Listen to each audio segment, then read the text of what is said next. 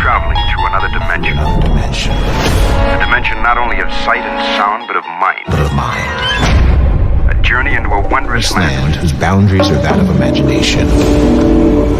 That's the signpost up ahead. Your next stop, the Twilight Zone. Extra 500 copies of the weekly. And I bet I sell them all tonight on the Twilight Zone podcast. From the very depths of my tortured soul, I have conjured up a friend to join me on the show to discuss episodes 5 and 6 of season 2 of the new Twilight Zone. It's my good friend Paul Gallagher. Paul, welcome to the show. Hi, how you doing, Tom? It's great to be here. Or great to return, I should say, right? We have been here a couple times. Absolutely, yeah. You know, you were here for the last season with me on an episode, and I had the good fortune to meet you in Binghamton last year. And what a great time that was, right? It was, and I was really hoping that, what is this, the July 8th? Yeah. I was hoping that by now we'd be... if not having the next Sterling Fest, at least on the cusp of it. It's been disappointing, but we'll just have to muddle through and meet when we can. So yeah, fingers crossed that all this, gets to a level where we can do things like that next year. I hope so. Yeah. Okay, so Paul, I mean, a lot of people will know you straight out the box, but any new listeners who might not have encountered you before, tell us about what you do, your little corner of the Twilight Zone. My little corner is primarily on Twitter, which is how I got to meet you. In fact, one of the reasons why it's such a thrill, really, to be on your show is because I feel like what's gotten to be a very crowded field, at least in terms of online fanning, you and I go back 10 years. I mean, it was 2010 when I, just on a whim, launched my Twitter page, which I just called the handle for it is just the Night Gallery, because initially I was only going to be covering Night Gallery, and then I started doing all the Sterling stuff. And I looked around, and there really was not much of anything out there. There was not a huge Facebook.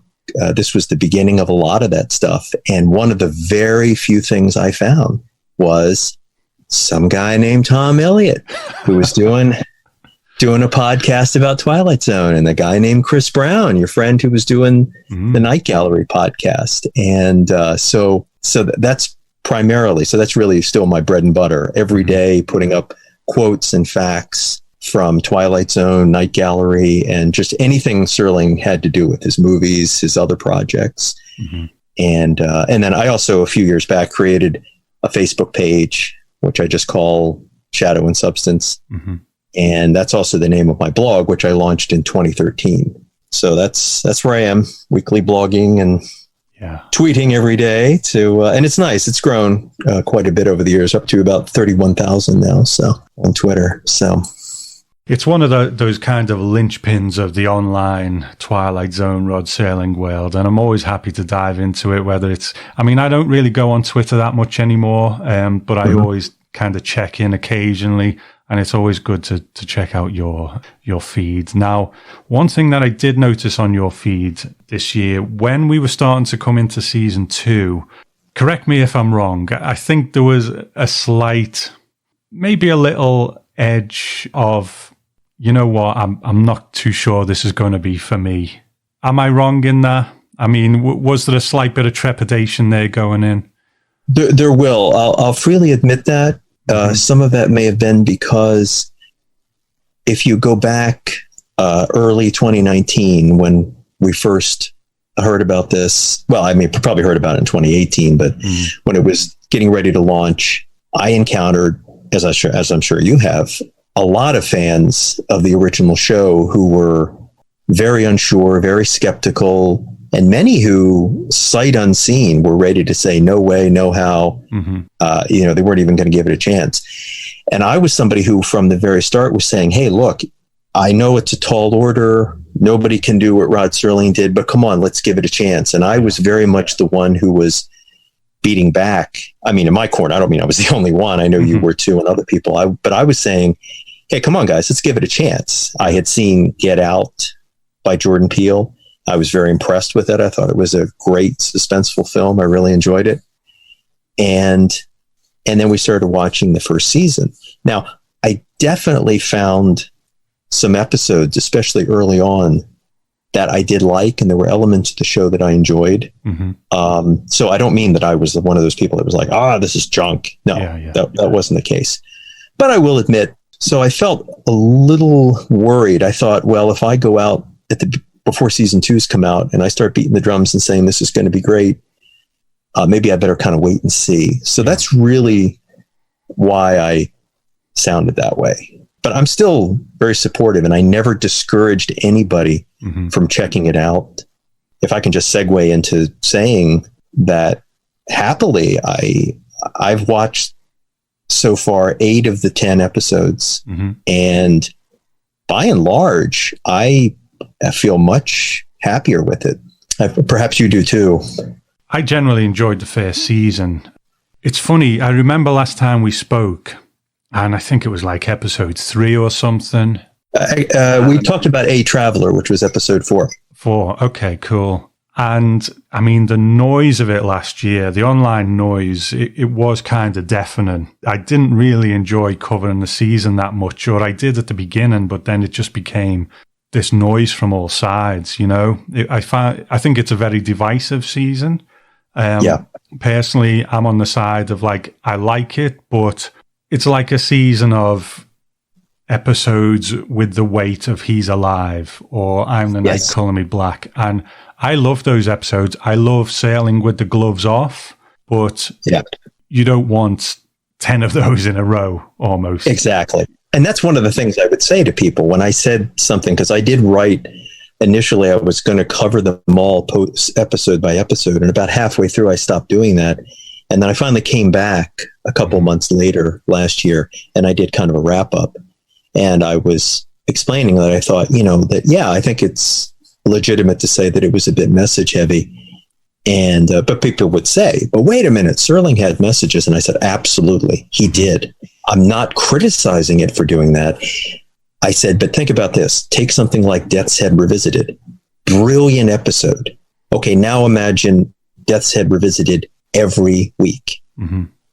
That's a bit much. I mean, if you look at the original Twilight Zone, you had episodes that, and you and I were talking about this a little earlier, about how there was this great variety in tone, which I think was part of the reason that Serling liked the whole Twilight Zone concept. Yeah. Yes, he would smuggle commentary in very clever ways, and thank heavens that he did. But he also had sweet episodes, like One for the Angels. He had ones that were purely scary, like The Dummy. There was this great variety. And so one of my concerns with season 1 was that it was pretty much like heavy message, heavy message, heavy message, boom, boom, boom, boom, boom, almost every time out. And I would feel the same. I would have the same criticism if they were all jokey episodes. I would say, come on, guys, let's have a little gravitas, Yeah. So coming into season 2 then, you're only waiting to see the last 2, but in our coverage here, we are on 5 and 6. So we've already covered 1 to 4. So say what you like. What do you think of those episodes? You can go episode by episode if you want, or just give an overview. Entirely up to you, Paul. Yeah. No, on balance, I was happy with the early ones coming into it. And it's funny because, of course, at the same time, you're hearing some general comments. And I thought to myself, I'm watching 1, 2, which was, because we started off with Meet Me in the Middle. Right. Meet Me in the Middle started. And I thought, great premise. I really like that one because that was a perfect example of where you are drawn right in. It's an intriguing premise. You're trying to guess it all the way through. It gets to the end and it gives you that flip. Structure-wise, that had a very original Twilight Zone feel to it. And Downtime, I thought, had a great concept as well. So it was like, I'm watching that. I'm watching, and then we had, what was the third one? I know the fourth one's Ovation. The Who of You? The Who of You, yes. Right. So, and I like that one as well. And And then at the same time, I'm hearing people. So I'm getting up to episodes 5 and 6, and I'm thinking, I need to talk. This is the ones I'm going to be talking about with Tom. And I'm hearing people say, "Oh yeah, it was great in the beginning, but then the season about halfway through falls apart." And I was like, "Oh great, the ones I'm going to be talking about with Tom are going to be the best." But happily, that's not the case. Of the two that we're talking about today, I was very happy with one, and just a little disappointed with the second one, but mostly by comparison. But we can get into that. So I have to admit, the first episodes leading up until now, I've been very happy with it. I feel like it's been, and maybe this is as a result of responding to some of the criticism. I feel like they've shortened the run, because one of the things that a lot of people pointed out, and I think quite fairly, was that some of the run times were a bit long. I still think they could be more concise, but they did trim them down. And I think that helps. So I've been pleased with it. So why don't we get into our first story then, Paul? It's called Among the Untrodden. It's written by Heather Ann Campbell, who was a writer last year as well, and directed by Tyarisha Poe. This one is set in a girls' school, and I think I saw a couple of girls wearing this school uniform in the episode of Who Of You, when he first changes bodies with the woman at the beginning, or is it the cop, and they're walking out and you see a couple of girls in school uniform, and I think it's one of the little links they've put in there. So that's one thing I would certainly give them credit for, by the way. That's true of both seasons. They've done a very nice job of having these little visual callbacks. Yeah. And almost making it feel more like a unified world. That's right. I do love those little nods. I think in season 1, we were thinking it was going to build to is there going to be an alien invasion or something in the last episode? And it just totally flipped everything on its head. And so now I think they're just there for a bit of enjoyment, and I do enjoy it. I like those little links there. Yeah. And I also enjoyed Jordan Peele sitting at a desk. Was he sitting at the desk at the end or the beginning? I can't remember, but at the beginning, he's sitting at a desk in the back. Yeah. And at the end, he's standing to the front by the blackboard. I do love the interactivity of it. So have you enjoyed Jordan Peele's narrations this year? I have, yeah. It's because one of my favorite things, and I know this is true for a lot of fans and perhaps you as well, one of my favorite types of introductions when you have Serling are the ones where he's actually in the scene, not just the whip pan where that it was filmed another time, but he actually steps into the scene. Like when you see Agnes Moorehead through the window of her home and the invaders, Serling is standing right outside. That's very cool. Yeah. And so I've enjoyed the way they've done that with Jordan this year. Our setup is this. We have a young lady, Irene, and she is coming to this school, and she comes into class and introduces herself. And we have a group of girls in the class who I suppose are the typical, as they are portrayed in things like Mean Girls, the kind of a little bitchy and very cliquey and not really welcoming of someone coming into their class. So that's our setup. So let's just get into it. What are your thoughts on the story, Paul? It was very interesting to go back and watch it again once you are aware of the twist. The setup, I feel like that's something that, even though we've seen this kind of thing before, it's a very tried and true formula. And I feel like right away, pre-twist, your heart just goes right out to Irene, and you see her come in, and she's got the skin doesn't look perfect, and the hair is a little stringy, but she's very endearing. And right away, you feel very protective of her, and you hate the fact that these mean girls are picking on her immediately. They give her no time at all before they're already doing this.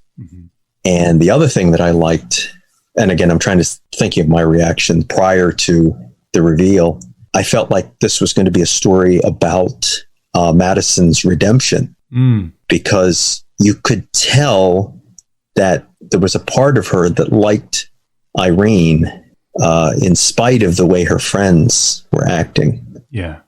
But I feel like that kind of story, this poor fish out of water being picked on, And you start thinking to yourself, okay, well, what's going to happen here?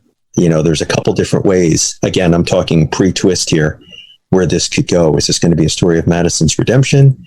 Is it going to be just a revenge story? Yeah. Is it going to be Carrie? Is Irene going to, because it suggests at the beginning, and it's all misdirection, because when Madison throws the pencil at her, you see it on the floor, don't you? And then you see it turn to dust. So you think, yes, okay, there's something about Irene. She's got some sort of power and so on. And you're absolutely right. I think the actress, Sophia Macy, done a really nice job. She was so endearing. And one of the things that was remarkable, really, one of the reasons that you can't really, really like her, I think, is you notice how no matter how, and of course, once you know the twist, it really makes sense. But even before then, you notice how no matter how abusive Madison is, Irene keeps being nice to her. Yeah. You would think in normal life, if you tried to be a friend to somebody and that person kept calling you names and saying abusive things, you would sooner or later, and probably sooner, finally just say, fine, the hell with you, and storm off and get angry. But Irene never does that. She keeps persisting. No, Madison, you're special. Yeah. You've got a gift. You've got powers. Why do you deny this? And that makes her even more appealing, because you're like, wow, she's got the patience of a saint. Once the reveal comes, I just think that actress, she really brought that. You could see it all going on under the surface. She just wants to be liked. She just wants to, be in with a group. The way she says, oh, I want to do my project about smoking pot, and she's just like... and cool stuff like that, right? Yeah. Exactly. Yeah. I thought she'd done a great job, and she's pretty much unknown. I've been looking up her IMDb and stuff. These two leads are quite young in their careers, which is nice that they've given them this platform. Yes. So the pencil goes on the floor. I mean, we will get to the twist in a while, but throughout it, because I always felt it was Irene pretty much, once things started going, I always felt, oh, it's Irene giving Madison the power. Obviously, yes. I was wrong in the end, but you think you've got the twist figured out all the way through it, don't you? Right. So when you get toward the end and Madison is saying, it was you all along, you were always there when I used the power, and they're doing the flashbacks, and flashback is usually a sign of you are now learning the truth about something. And as a result, you're right. It did seem, and that alone, I mean, if they had left it there, that would have been a pretty cool story. But I feel like it got even better once we know. It must be so hard to fool an audience these days, mustn't it? And I think that's why they've really got to work. If you're going to do the twist, you've got to be really smart about it. So I suppose having an audience think they figured out the twist halfway through already is a pretty good way to do it, isn't it? Yeah. And actually, that's one of the reasons why I've said something about the length. It isn't just a question of being an impatient viewer or thinking that, oh, well, because the original Twilight Zone was 25 minutes or less, you've got to do that. It's honestly because the longer the story, and the original producer of the first 3 seasons of the original Twilight Zone, Buck Houghton, even said this, that if you have half an hour or close to that, you can, you have your setup, the story develops, and then you have your twist. The longer it takes to get to the twist, when you have an audience that is expecting one, the more people are going to be like, well, maybe it's this, well, maybe it's that, and their minds are constantly churning. I mean, I can't help but feel that way when I watch an episode of this, because I'm like, okay, what's going to happen? What are they going to do? You're like on your guard. So yeah, I'm sure that it is, I mean, you figure that if you watch the original Twilight Zones, it was like setup and twist. But these days, because we've, so to speak, seen it all, it's like you get to the end of anything, whether it's a movie or a TV show, and it's like, and it was this. Actually, I'm kidding. It was this. Or maybe it was this. And I find myself looking at the clock not because I'm impatient, but because I'm like, wait a minute, is it close enough to the end for this to really be the twist? Or is this the pre-twist twist? I'm going through season 4 for the first time, and I know it's quite maligned, but anyone out there, I'm talking about the original show. But you know what? I'm enjoying it. And I get that it's probably easier to pull the wool over people's eyes with that shorter running length. But when you look at the Twilight Zone as a whole, it's just a different flavor of Twilight Zone, you know? It is. And I quite enjoy that because, you know, even Rod, at that point, you know, season 4, season 5, it's documented that he was starting to run out of ideas a bit. He'd kind of been so prolific in it. Right. So I think just to have a little bit of a different shape to it is pretty cool. And maybe that's the way to go with this one, because I think we have at least 3 half-hour episodes in this season, and then some are like a bit longer, and then some are like 50 minutes. So maybe that's the way to go, you know, just let the story dictate it rather than fill a runtime, you know? Oh, yeah, yeah. And I'm fine with it doing that, because if you have a dictated runtime, there are going to be episodes, half-hour episodes that feel rushed, and there are going to be hour-long episodes that feel padded. Whereas if you have the freedom to say, okay, this is going to be a 37-minute episode because that's how long it takes, I'm fine with that. It's just always the editor side of me that's always like, how concise can we make this, you know, within reason, I mean. So I think one of the joys of watching an episode twice, because I have unfortunately rushed through them. I just didn't want to be spoiled, but that's of course another story. But is once you know the twist, kind of going back and looking at those clues that were throughout it. Is there anything you noticed throughout the run of it? Yeah, especially when I watched Among the Untrodden again. I keep wanting to say downtrodden. But I noticed in the beginning, we see Madison, it opens with her, which is kind of interesting because if this had been a standard picked on girl story, gets her comeuppance, not comeuppance, but her justice or her revenge, you would think that our focus would have been on Irene, but it doesn't. It starts on Madison. But that makes sense at the end, because once we know the twist, we know it's all about Madison. This is her struggling with the fact that she is, for whatever reason, in this queen bee role. And now she wants to unleash this other side of her, this side that her clique would denounce as being a nerdy side. So she has to, as somebody who, and here's the fifth dimension element of it, has these powers, she has to explore this side of her very carefully by creating this alter ego. And it's kind of interesting when you think about it, because it starts with her. We see her putting on makeup, which suggests deception. And interestingly, it keeps cutting to objects that are in her room. And she has a typewriter, somebody who creates stories. And it's actually an old-fashioned typewriter, too. And she has quill pens as well. And then later I noticed when Irene is correcting the tests from her psychic quiz that she gave the class, she's making her marks with a quill pen. Nicely spotted. I didn't get that. I thought it was a great touch, you know, to do something like that. And then we first see Irene from the back, which sort of suggests, to me at least, that it's like she's kind of a blank slate that Madison is filling in, you know, as she comes in. So, yeah. And I thought it was interesting, you know, I looked up the poem, because you actually see the poem you hear the teacher talking about Wordsworth, the poem William Wordsworth. I'm sure Henry Bemis would know all about William Wordsworth. There's a poem that Wordsworth wrote called She Dwelt Among the Untrodden Ways, and it's actually written out on the blackboard as Jordan Peele gives his final narration. It's interesting to hear some of the things that the teacher is saying. A lot of times, some of this dialogue that we hear as background, it sounds like it's just throwaway stuff.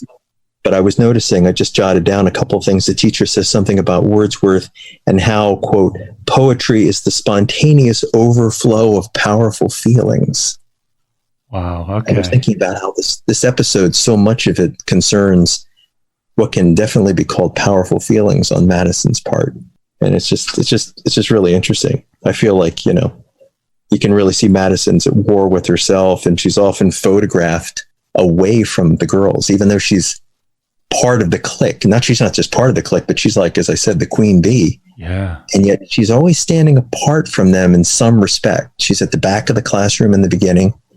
She's close to the door and away from them when Irene comes to the door to tell her about her test. And then when they're on the roof, Madison is the only one on the other side of the railing with Irene. So I don't think any of that was an accident. You know what? I think you're right, and I think I'm going to notice this stuff even more now you've said it. A lot of times whenever there's a musical number, say as a character is doing something, you know, it's easy to assume, well, they just pulled something off the shelf, something that sounded cool. And I'm sure that that's true some of the times, but I noticed that first song when Irene is gathering things for when they're going to have their psychic sessions, I guess you could say, down in this mysteriously abandoned bathroom, which is so covered with graffiti, you know, you just can't get over the fact that they've got this place. And there's this one moment as she's crossing things off the mirror, at the top of the mirror, it says fake bitch. And I can't help but wonder if that's kind of an in-joke about the fact that Irene isn't real. That's a good point. Or it could mean a reference to Madison, you know, that she is being fake. She's pretending, you know, so. But the music that I mentioned, I noticed it was this song by a group called Rose of the West, and it's called Roads. And the lyrics go, where do we go? What do we do? Away from the place we know to somewhere we don't. And if we make a wrong turn, if we take the long way, I swear it's okay. And I think this stood out to me because for whatever reason, I tend to, even though I hear perfectly well, I just have a tendency to leave captions on with stuff. Okay. And very often when songs come on, the lyrics are printed on the screen. I thought, oh, they did not pick this song at random or because it sounded cool.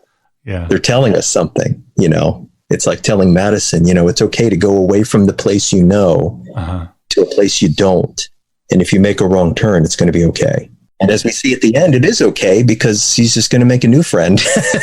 Let's talk about this ending then. I was probably like a lot of people sitting there happily content that I've guessed the end of this one. You know, Irene is feeding these powers to Madison somehow.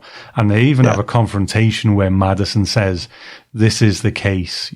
It turns out, though, that they'd set up this thing throughout that when Madison creates an object, once it's run its course, it will disappear. The pencil at the beginning, the key to the balcony. And then when she hugs Irene at the end, Irene disappears. So what do you think this episode is telling us, Paul? What do you take from it? I think, and one of the reasons that I feel like it's very timely is because it's never been easy to be yourself, which is a message that comes through very strongly in the original Twilight Zone. And I feel like these days, the pressure to conform feels like it's increased exponentially because we have more interconnectedness and therefore more avenues for people to put us in those boxes. And Madison is in a box and she doesn't want to be in it, but she's afraid to break out. She wants to be, quote, cool, quote, normal. And as anybody who's a fan of the original Twilight Zone knows, what is normal is not necessarily right or good. So I feel like this is telling us that we really need to be appreciative of the fact that people are not always, you know, that sometimes people who appear to be one thing are yearning to be another, but they feel imprisoned. You know, Madison is in a prison, really, and she's trying to break out of it. And even for someone like her, who's clearly at the top of the social chain, it's almost impossible for her to do it.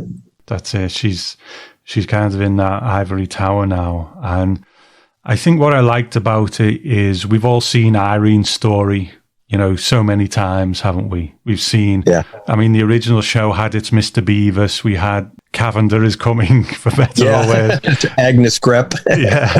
So we've seen Irene's story, and I think this was a nice twist on whatever your, in quotation, status is, your position.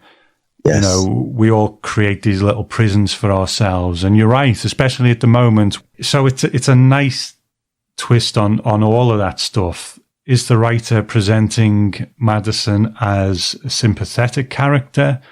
Yes and no. I don't think it makes excuses for her because at the end of the day, she's created her own destiny here. She's put herself there. She can be a nicer person. She can be a friendlier person whenever she wants to, but she just can't move out of this kind of box she's put herself into. So there's a lot to think about with this ending, and I really like it. Yeah, I do too. And I feel like it, like I said, it's in some ways, we're naturally going to be sympathetic to the picked on, but I like the idea of basically saying it's easy to vilify those who do the bullying, but did you ever think that there could be some among them who aren't happy and maybe deeply unhappy and want to change, but feel the pressure of the crowd to keep conforming to that role? And so I like it whenever anything kind of makes me think in that way. So I really like it. I rated this one very highly. So our stats man, Harold Clark, is keeping tabs on these things, Paul. Now, I don't normally do marks out of 10 or anything like that, but on these ones, we are, just so Harold can keep track on things. So if you had to give it a mark out of 10, what would you say? Oh, I feel like this one is, it's a good 9, I would say. I would rate this one very highly. Excellent. I think for me, in my eyes, a 5 is like, it's okay. Right. A 10 is like, it's a classic. 7 or 8, that's a solid episode that I enjoy. Absolutely. Yeah. So I'm going to go with a 7 on this because I like it, but there's episodes in the season that I like a lot more. Right. So I think, 7 is a very respectable. Oh, I agree. I almost said an 8 because it's right kind of on that cusp. And I have gone on to see a couple more episodes that I like as much, if not better. I like A Small Town very, very much. That one was very impressive. A Human Face was also one that I found very interesting. But because with this one, I kept thinking, okay, well, what's going to keep me from giving it the highest score? I need to have some negatives to say about it. It's interesting because one of the things that I had said before was that it's a shame that the series isn't, even though it's not a big deal, I don't know why it has to be quite so R-rated with the language. On balance, the season, just as the runtimes have gotten shorter, it's actually gotten better with the language. But this one has a lot. And I suppose that's the consequence of it being set in this kind of tough school atmosphere. Yeah. I can't. Yeah. No, I really liked it. I would say at least an 8 or a 9. I think for me, I thought the ending, what it's saying, was very Twilight Zone. Yes. Throughout the runtime of it, I'm not sure it felt very Twilight Zone to me. It's almost like that came at the end, but like the body of the episode, and maybe that's something that will come on repeat viewings, but it never felt as Twilight Zone as some of them. But by the end, it got there with what it was saying, so that's fine. So maybe that's why I kind of took a mark or 2 off it, but still a solid, good, enjoyable episode. So our next story is called 8. Now, last season, I think my favorite writer of the season was Glenn Morgan. He wrote 6 Degrees of Freedom, along with Heather Ann Campbell, who wrote that episode we just talked about.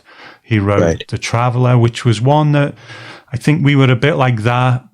I'm moving my hand like people can see at home.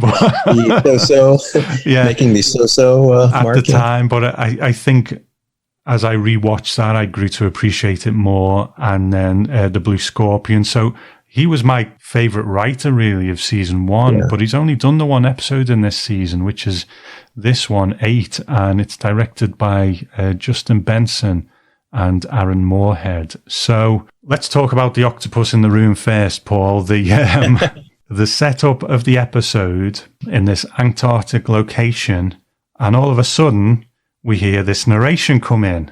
So tell me, what do you think of that? That was great. I very much enjoyed that. For those who have seen the episode, and I assume if you're listening to this, you have, we hear Rod Serling's voice. And for those who don't know, that's not actually his voice. It's an actor impersonating him. And yet it is true that Rod Serling did narrate a good number of episodes of The Undersea World of Jacques Cousteau. Yeah. And in fact, the very first episode he did in 1968 was called Sharks. So even though this is not an actual tape of his voice, it's still something that he did do. Mm-hmm. And I did think that it was clever the way they were intercutting for an episode that is about as violent as anything we've seen so far on this incarnation of Twilight Zone.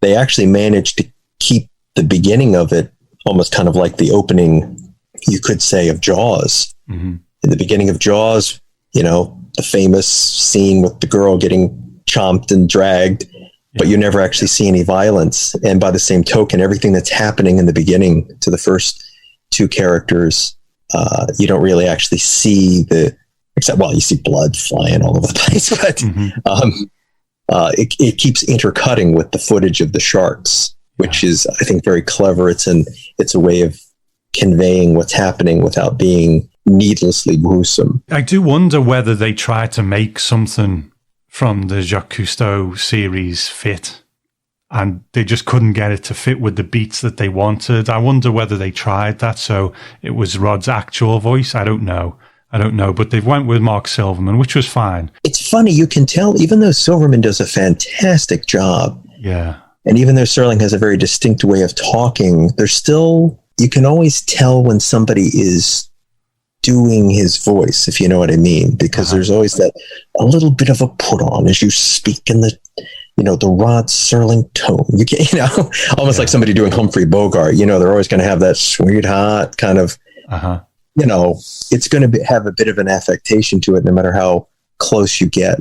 And I kept listening to it because knowing that he had done Jacques Cousteau, I thought, are they actually using his voice? And then I'm listening and I'm like, no, that's close. Very close, but it's not actually him. So I think I can tell Silverman because I've watched interviews with him on YouTube. I've been on the Tower of Terror as well. And he done Blairyman in the last season. So he is great. He is really good. But I think I've just got that little tuning into when he does it. But I'm glad it was him anyway. Me too. But I think what it does for me as well, it was just last season, and I've said this very often, it wasn't so much seeing Rod that made me get a lump in my throat. It was the fact that they gave Rod Serling his last closing narration. That was the thing that meant a lot to me, because the Bewitching Pool, it's no one's favorite episode, really, is it? Well, very few people, but believe it or not, there's some who will say that it is. Well, more power to them. Yeah. But it's nice that they gave him one last closing narration. And here, they've kind of very cleverly and surreptitiously gave him another opening narration, even though we get Jordan Peele's one as well. So I thought it was a really nice touch, And I like too, and I don't know if this was on purpose, but I got a kick out of the fact that when we see Peele's opening narration, because it's right after the two in the beginning have been, as we know, attacked and killed. So obviously we're very scared for what is there. And now it's in the cooler there. Mm-hmm. And it cuts to that room. And I expected for half a second, I thought we would see like his shoe come in, like he would walk into the frame and then it would pan up and he would talk. But instead he starts to talk as we pan back. And I realize he's standing all the way at the other end of the room. And I thought, I wonder if that's because he's thinking, I'm not going to be anywhere near that thing.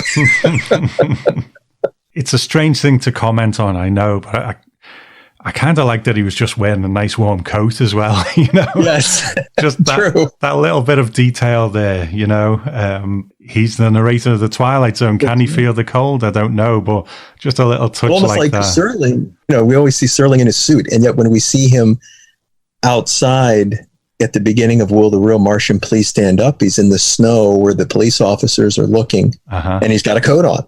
Yeah. So it's fitting, Serling would change his attire to fit the setting. So, okay, the thing is, we've spoke about last season and our hopes for this season and so on. One thing I wanted them to do was just an out-and-out strange tale, something like Shadow Play, where, you can maybe try and dig into meanings of it or whatnot. I just see it as a great, strange tale, Same here. And I am completely open to an episode just not really having a great deal of subtext. I think there's a bit going on here if we talk about environment and so on. But I am completely open to the Twilight Zone just doing a strange tale. In fact, I welcome it and I'm happy for it to do that. And I am a big fan of John Carpenter's The Thing. So similar location, similar kind of setup. I'm completely open to that too. So there's a lot of elements that I'm very happy with in this. But you mentioned something before about it not quite feeling Twilight Zone. Do you want to elaborate on that at all? Well, what I meant was that with a lot of them, I don't know if it's on purpose, but there have been a number of episodes this season that have been evocative of a certain movie. You know, in the case of Among the Untrodden, there's a feeling. You mentioned Carrie. Another one that I thought of, especially in light of the ending, was Fight Club. In the sense of somebody who we think is subservient to another character has actually been created by that character and is not really there, in a sense. Although I guess Irene is, but you know what I mean. And in the case of, I think it was Downtime, there was almost a sense of like the Truman Show, or maybe, you know what I mean? There's been a little bit of a feeling of that, and so on. I could mention some of the other, almost every episode has had some movie, and by which I mean, not an inappropriate one. I think it's, you know, just in the flavor of it, the tone of it. And in this case, you mentioned The Thing, and it also kind of feels a bit like Alien to me as well. What I like is when, and this was very much true with the first episode we were just discussing, it creates one set of expectations and then it subverts them. And I like when it does that, both positively and negatively. Positively in the case of Downtime, for the most part, it's a bittersweet one. Positively in the case of A Small Town, negatively in the case of a couple of others. But here I just felt like, except for the end of it, it was pretty much The Thing, Alien. Yeah.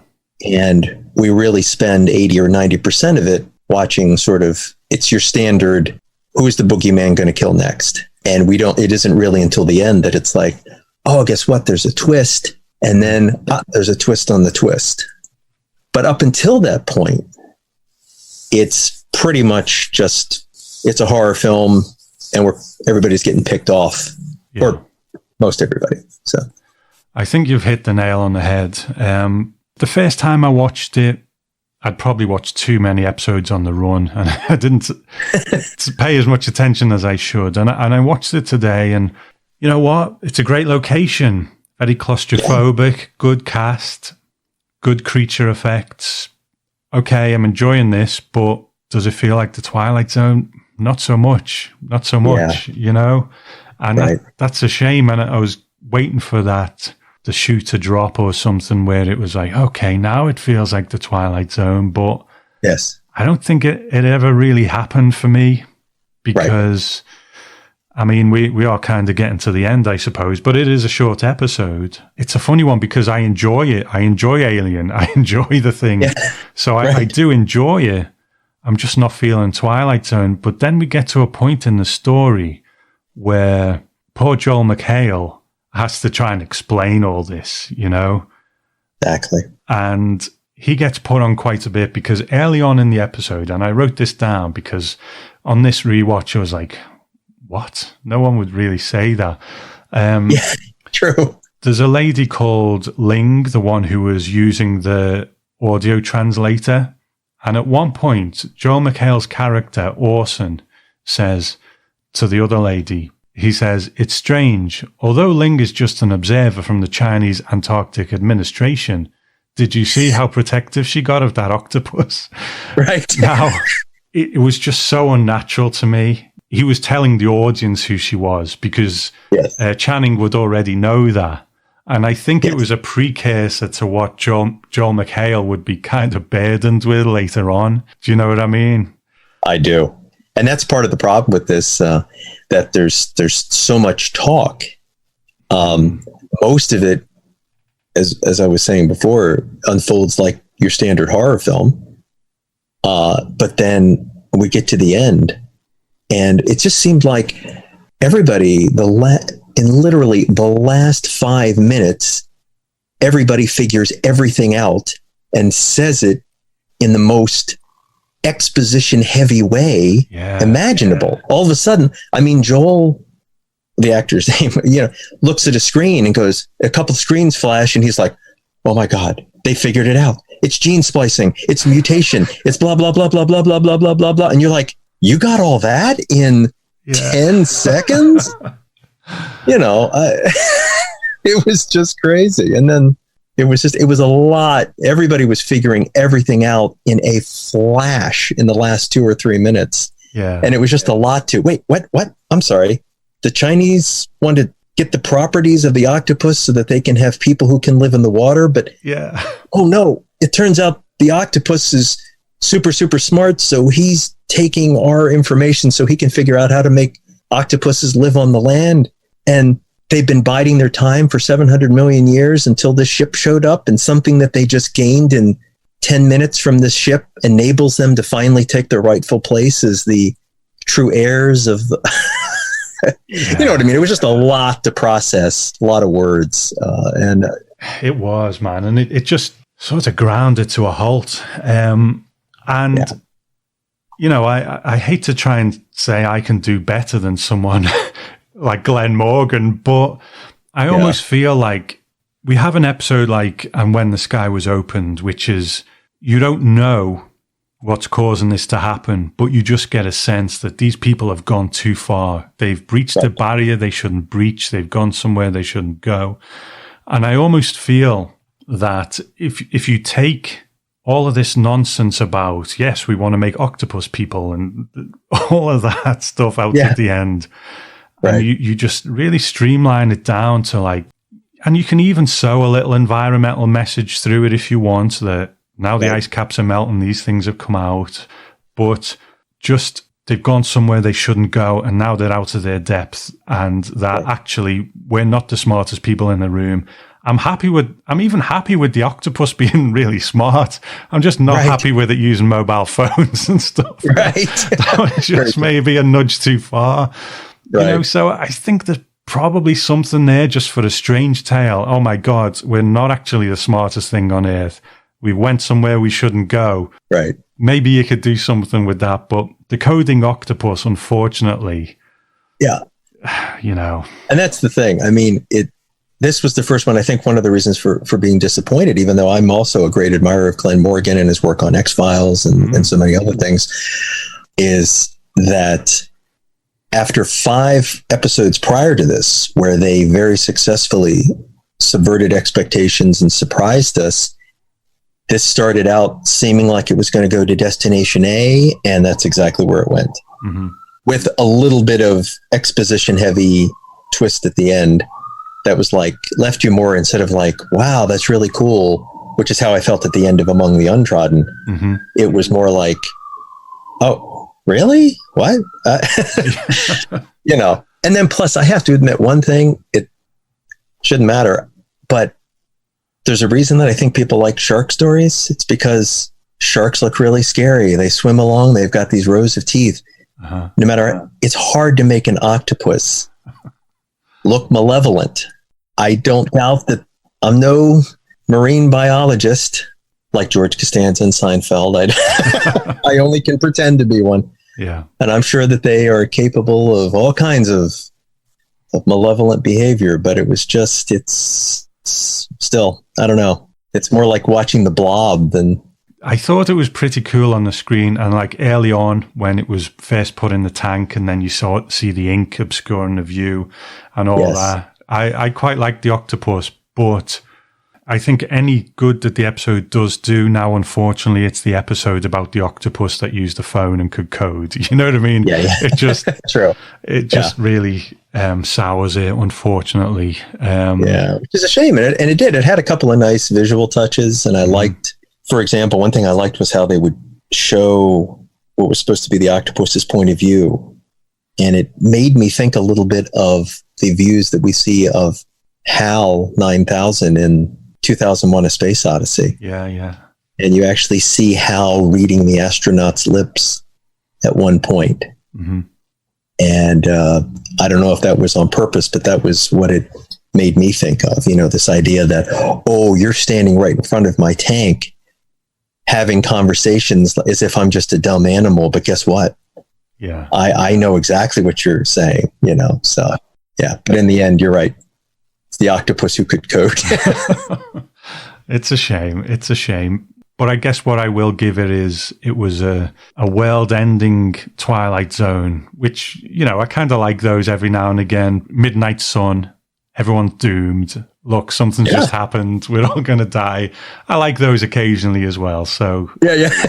That's all right. Or like the end of one that very few people are fond of, Black Leather Jackets. Mm-hmm. It ends and they're invading and that's how it ends. Yeah. Or the end of a much more highly regarded episode, the monsters are due on Maple Street.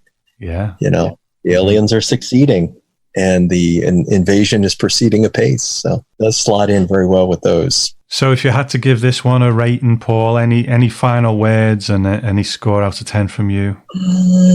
This definitely feels more in the 5 to 5 range for me. Mm-hmm. Yeah. Maybe 6 if I was feeling generous, but that's absolutely as high as I would go. It was, yeah. Can't say I was crazy about it. And again, that's of the 8 I've seen, it's really the only one that I've been, not that I think the others are unspotted masterpieces, but I just felt like the other 7 that I've seen so far were stronger in varying degrees, for me at least, than this episode was. So.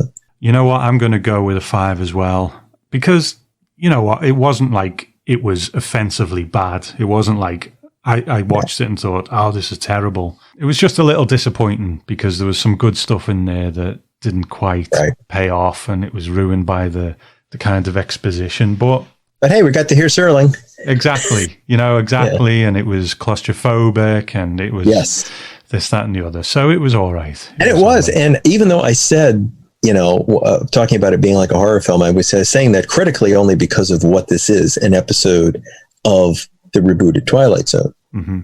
As a suspenseful piece of film, it worked. Yeah. And it was startling to see Werewolf Larry with a tentacle out of his nose, and it was startling to see poor Frisch's eyeball laying on the ground. Mm-hmm. That was pretty gruesome.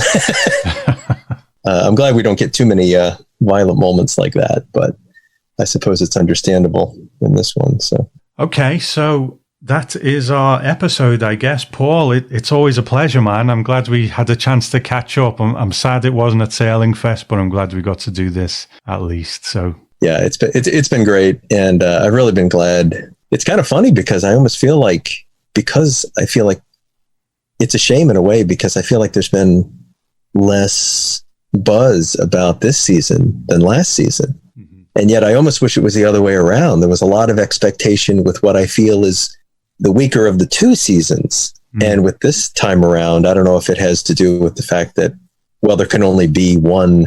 The beginning of anything is going to get more attention. Yeah. That may be a part of it. But it also may be the release schedule dropping all at once rather than episode by episode. So it's a tough one, that. I mean, because I would have preferred week by week. I'm noticing that more and more because I feel like every time I've watched an episode twice, it's settled in with me. I've enjoyed it more. And when you're going week to week, you have the time to do that. Whereas I just skimmed through this season and I probably missed a lot of things going on. But I hope it's not damaging for the show. And the CBS publicity people are doing a good job of trying to keep the conversation going. They're putting out those nice posters, aren't they, on Twitter and things? Have you seen those? Right. Yeah, that's true. Like a movie poster for each episode. So they're trying to keep things going, but you can only keep it going so long. Right. I imagine, but that by the time I've finish this coverage, everyone will have well watched these episodes, you know? Oh, right. Yeah. Which is why you're not doing the one episode per podcast. I know, the way we did last season, you know, and it's a shame because I remember, you know, back in the days when Lost was on and that was the huge hit, you know, part of the fun was everybody not only watched one episode per week, but there was only one time to watch it. Now, of course, you could DVR it, you know, I know that. But the point is that, you know, and then you could get together with your friends who were Lost fans, and you had a couple days after an episode aired to be like, oh, did you see that? And you could swap theories and say what you liked and what you didn't. And it was fun, and you could anticipate what's going to happen next week. But yeah, I mean, when it's all at once, then everybody just kind of gulps it down. Yeah. And then it's like, okay, I'll see you in 11 and a half months. Yeah, that's it. They're just on to the next thing then. So right. Exactly. So, but yeah, I hope I haven't talked about it quite as much. I think I will. I wanted to wait until I finished the season, which I'm sure I will in the next day or two here. And then I'll write at least one post, maybe a couple, depending. Yeah. Kind of giving us some and recommending that people, you know, who are game, give it a try. So, because I really liked it. I mean, some people just are like, no, I just, you know, I don't want anything to do with it. But my feeling is I'm like, I just want to watch it as its own thing. Yeah. The original Twilight Zone will always be something special, and it will always be of its time. It's something that could only have happened at that moment. Even if you somehow magically, through the magic of the fifth dimension, could have Rod Serling here today and say, here's your original people, and what he would come up with, it would not feel like what those episodes are. And so, I mean, in a sense, it's like, you know, I can say, you know, as a huge Beatles fan, you know, I can say, well, that's it. Unless it's all four of them, I'm not going to listen to it. Or I can say, you know what? Yeah, a Paul McCartney record or a John Lennon record or a George Harrison record is never going to give me the same heights of joy that a Beatle record will, but there's still a lot to enjoy, and I'm going to enjoy it. And that's kind of the way I feel about this. So, you know, I think it mirrors my outlook as well. I've always been open to it, always been positive about it. If I don't like an episode, I'll be honest about it, but I never go in with that already defeated attitude. That right.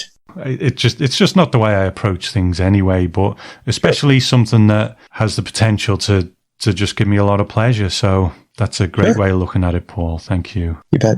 So, Paul, where can people find your stuff online, man? Where you can find me? Let's see. Well, of course, on Twitter, as we mentioned, my user name is The Night Gallery, which is pretty long for a username, but somehow I tried to have just The Night Gallery. I tried to have just Night Gallery when I started, but even back in 2010, when I started the page, it was already taken by a band with that name. So anyway, so The Night Gallery on Twitter, and on my blog is on WordPress. So it's WordPress.thenightgallery.com, or maybe it's thenightgallery.wordpress.com. Getting everybody confused. And then on Facebook, the page is facebook.com/of shadow and substance. If there's ever a Night Gallery reboot, man, they're going to be coming for you and that Twitter username. So. Be ready for it. That's right. That's right. Yeah, because there's a lot of people. You know, it's funny because one of the things that's really changed, if I just had a minute to mention here, and that is that one of the things that's different now, because I'm still doing largely the same kind of thing, you know, sharing, you know, facts and quotes and stuff about Twilight Zone. Well, you will find if I'm talking about Twilight Zone, you know, now, because everybody has access to the same books and information and stuff like that, you know, people will, you know, they'll come in and they'll just be like, yes, you know, and John Hoyt was also in this other episode of the Twilight Zone. But if I say anything about Night Gallery, most of the time everybody's just like, oh, you know, they don't know what else to say, you know, because very few people are, you know, kind of have any kind of expertise, you know, on that show, which is a shame. So we need Chris Brown to come back, right? Or you to do your own Night Gallery podcast, man. There's room. There's only one of them. So that's right. I know. I think it's about time, you know? Yeah. Okay. Well, thank you so much, Paul. It's always a pleasure, man. Thanks for coming on. Pleasure talking to you. Thank you, Tom. Okay, so we are going to play out on some listener thoughts about these 2 episodes and maybe some stragglers from the last one. If anyone wants to jump in because they missed the deadline on that, that's cool. I don't mind a bit of crossover. But this episode will be going out on the 15th of July. So if you have any feedback for episodes 7 and 8 of the new Twilight Zone, then please have that in to tom@thetwilightzonepodcast.com in the form of a clip by Tuesday, the 21st of July. So let's hear what the listeners thought of these 2 episodes, and I'll speak to you soon. Hey, Tom and listeners. Zach Moore here with my thoughts on the 5th and 6th episodes of Season 2. First off, among the untrodden, I don't know what untrodden means. I guess it means something similar to downtrodden. I'll have to look that up. But I really liked this episode. It was kind of Mean Girls meets The Twilight Zone meets Carrie a little bit. And I thought the 2 main actresses were great. Madison and Irene, those characters are really fleshed out and believable. One is like the kind of introverted nerd who's trying to be cool, and the other one is, the one that puts on a face but knows that everything's fake and is frustrated by it, and that plays into, the reveals at the end of the episode, right? But I'm totally sold. And I think they captured the way young people talk as well. Again, I know I mentioned this in my last feedback. I feel like maybe I'm just used to it, but I feel like they're incorporating the language more organically this time around. Because as young people, that's how they talk, right? So I'm really interested to rewatch this one, knowing the twist and seeing if you can connect all the dots. Because this episode could have gone a lot of ways. I think honestly, I think it would have been cooler. They go for these double twists a lot, I think, in these newer episodes to kind of keep off balance. And that works. But I think it might have been cooler if, at the end, Madison was right and that Irene is the one that had the powers and was kind of projecting those onto Madison in order to become her friend. And that might have made more sense with the plot. But I don't know. Like I said, I have to rewatch it. I'll be interested to see how it holds up because as we find out, Irene is completely made up from Madison's conjuring her to be her friend. And yeah, what a bittersweet ending. But then the cycle continues too, right? With the new person coming in, and I thought that was an interesting way to end. I didn't know is there going to be an exact Irene walking in, but just someone just similar enough, and just different enough. And yeah, no, I really liked it because it kept you guessing, and you went on the journey. With Madison as she discovered her powers as well. And I, one of my favorite things was when Irene puts all of the powers on the mirror. And Madison's like, I don't know what any of that is. So she's like, okay, you know stuff, you can see stuff, you can do stuff. Really simplifies the language of what all these psychic powers are. So, no, I thought this was a real good episode, and it kept me guessing. And you knew, the clique of girls was going to come into play at some point, but you didn't really know how. And to see, them kind of fall out with Madison and Irene gets quote unquote accepted by them, but that they were up to no good. And yeah, this is a good one. This is a good one, and I really did enjoy it. So another win for season 2 in my book. And then moved on to 8. Well, this one was a miss for me. This is I've mentioned. Tom, I was on and we talked about, what are you looking forward to? And I mentioned Joe McHale probably 2 or 3 times. I was excited to see him because I love Community as a show so much. And that's why I was excited to see Jillian Jacobs back in the first episode. And this one's like, oh, cool. Are they astronauts on an alien planet? I was close because they are the Whipple Corporation is back, the Whipple Company. And that's how they get away with blatantly reusing the set of the spaceship from 6 Degrees of Freedom from the first season, because that's totally the same set. But hey, good on them, right? I mean, Twilight Zone used the Forbidden Planet sets and costumes, time after time after time. So it's the same company, and they're like an Arctic research station. So it's I'm thinking The Thing, who's not, right? Or the Thing inspired episode of the X-Files, Ice, first season episode. I'm sure a lot of genre fans know what I'm talking about, but this one was disappointing. I don't know. There were so many characters and motivations, and I was a little confused because it was okay, Joe McHale's character is having an affair, I guess, with the other character. Maybe not. He was nobody knows about us, but does that mean the plan? Because they showed the picture of his wife, and he texted the other woman. So I don't know. That's a plot that went nowhere. That's why I was confused. I was is this going to come into play somehow? But it's not. And then the Chinese government had their own objectives there, and then I'm not sure exactly whose role these other people's were. And the octopus, I don't know. I was thinking like they were gonna play into like the whole. I know a few years ago there was some story that octopuses might be alien, or octopi, excuse me, might be alien in origin or something. Maybe they were gonna play that front. I would have enjoyed that more. But apparently, it's just super intelligent octopuses. Octopi that because of the ice caps melting are finally coming out into the liquid water instead of ice water. I'm not sure exactly. There's a lot of setup here, and I don't know. I just became just super intelligent octopuses running around using octopi. I keep saying that, but super intelligent octopi running around using laptops and cell phones, and I don't know. I don't know what I expected, but I didn't expect this, and it was hard. It's just hard to wrap my head around what was going on. And then the end of the world is because one of the octopus, they redo the Chinese government's plan to incorporate octopus DNA into human DNA, instead incorporate human DNA into octopus DNA, so then they can take over the world. So, hey, another Twilight Zone episode with the world ends. Didn't expect it to go that way, but I don't know. Like, it seems... I don't know, man. That's all I can say. This was a miss for me. I was disappointed.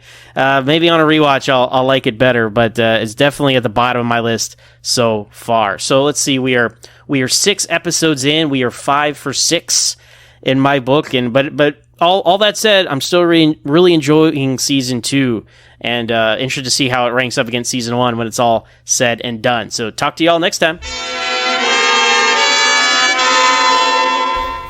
Hi everybody, this is Shelley Griska, and I'd like to start out with a poem.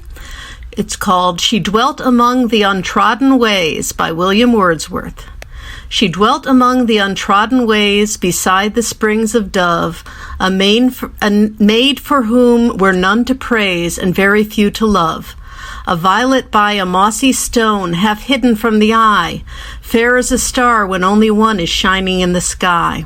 She lived unknown, and few could know when Lucy ceased to be, but she is in her grave, and oh, the difference to me. And I think it's interesting that in the screenplay, which, first of all, I think the screenplay in this was fantastic. I think that the acting, this is far and away my favorite episode. I'll just get that out of the way right now. But the teacher at the beginning is talking about Wordsworth, so it inspired me to Google, and here we are. And I think this poem is very significant because it very much parallels the plot here about a girl who is literally off the beaten track, unappreciated, and yet whose life and death makes all the difference to the narrator of the poem. And it's just, I was very impressed. I love the way that this takes the kind of premise and tropes of Carrie and The Craft and kind of flips them on their head, in that the mean girl, Madison, is the protagonist, and she is the one who moves and grows and changes, even though we don't see that coming in the beginning. We kind of think Irene is going to be the protagonist. And I think it was really smartly written that there's this, that the girl, Irene, who is conjured by Madison to kind of lead her out of the prison she's in, of her conformity to these girls that are horrible, and into a sense of her own power and her own agency, is her shadow, but not the usual kind of shadow we'd think of. We'd think of a shadow as being more antisocial and violent or angry or whatever, and Irene is actually this kind of mousy, eager to fit in, but she is the opposite of how Madison projects herself. And in making friends with that vulnerable part of herself, with that earnest and open and eager to please aspect, she's able to snap out of it, in a sense, snap out of her her desperation to fit in with these shallow, superficial, ultimately weak people that she is not one of. And so anyway, fantastic episode. I can't say enough about it. I'm giving it a 10.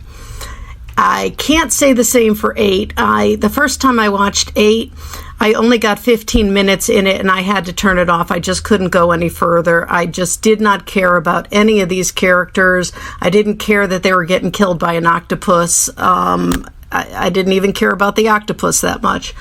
I did force myself to rewatch it again, and yeah, it's basically Alien under the sea, but without a protagonist I care about. And yeah, okay, the octopus is also up to no good.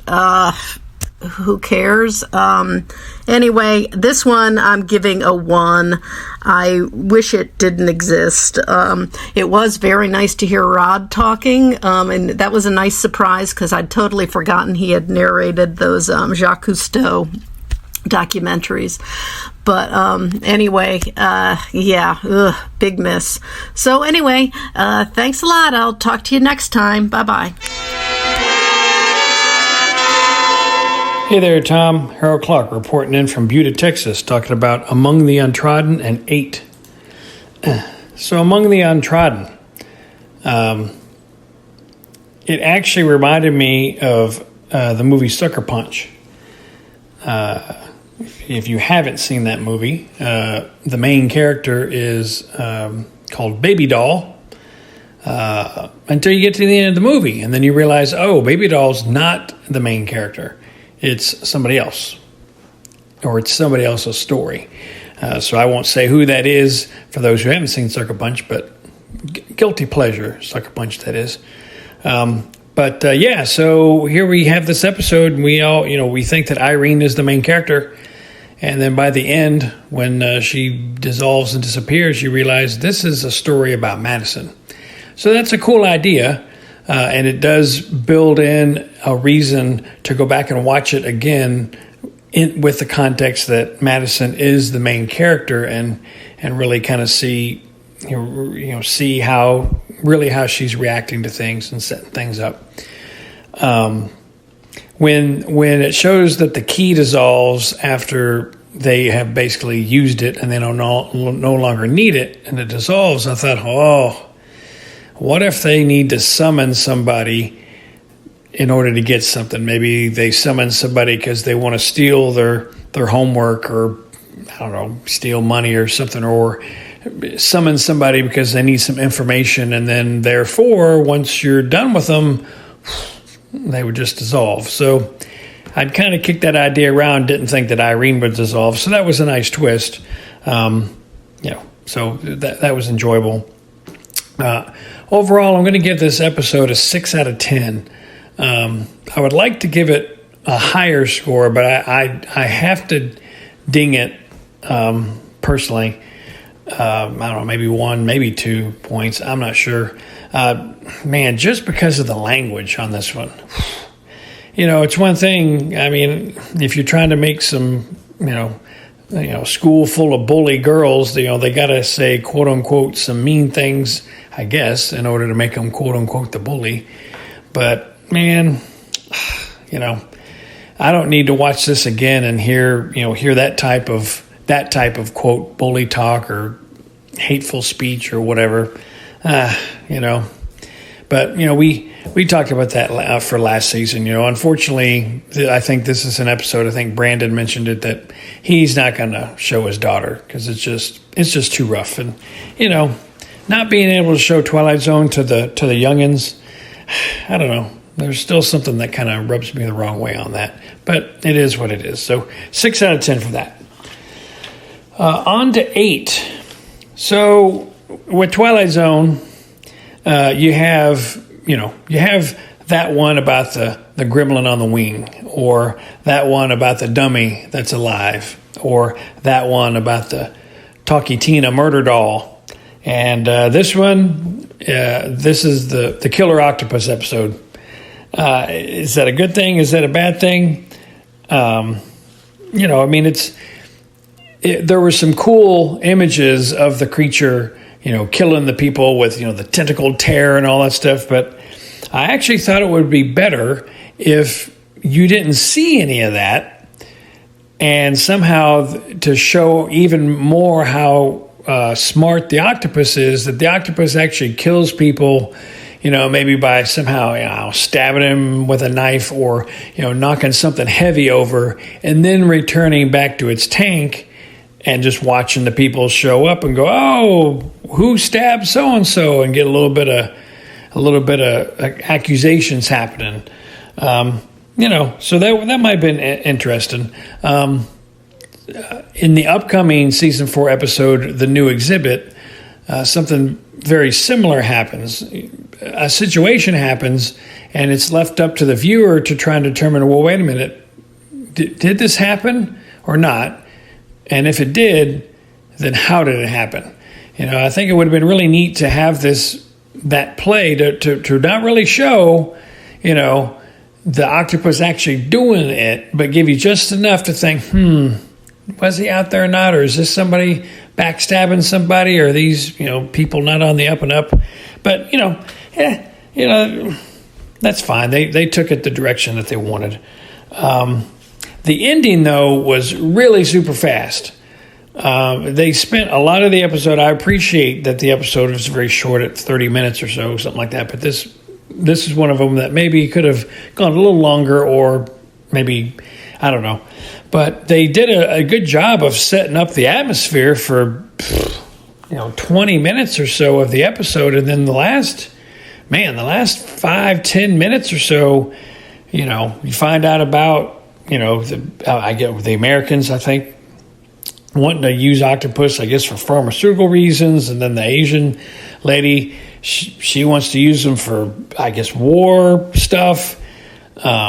And then, the octopus outthinks them all and says, ha, you think you want to make a half man, half octopus, huh? Well, how about a half octopus, half man? And, that was just super quick. Got into the computer somehow, something, glow-in-the-dark lights, so it just was real quick. And,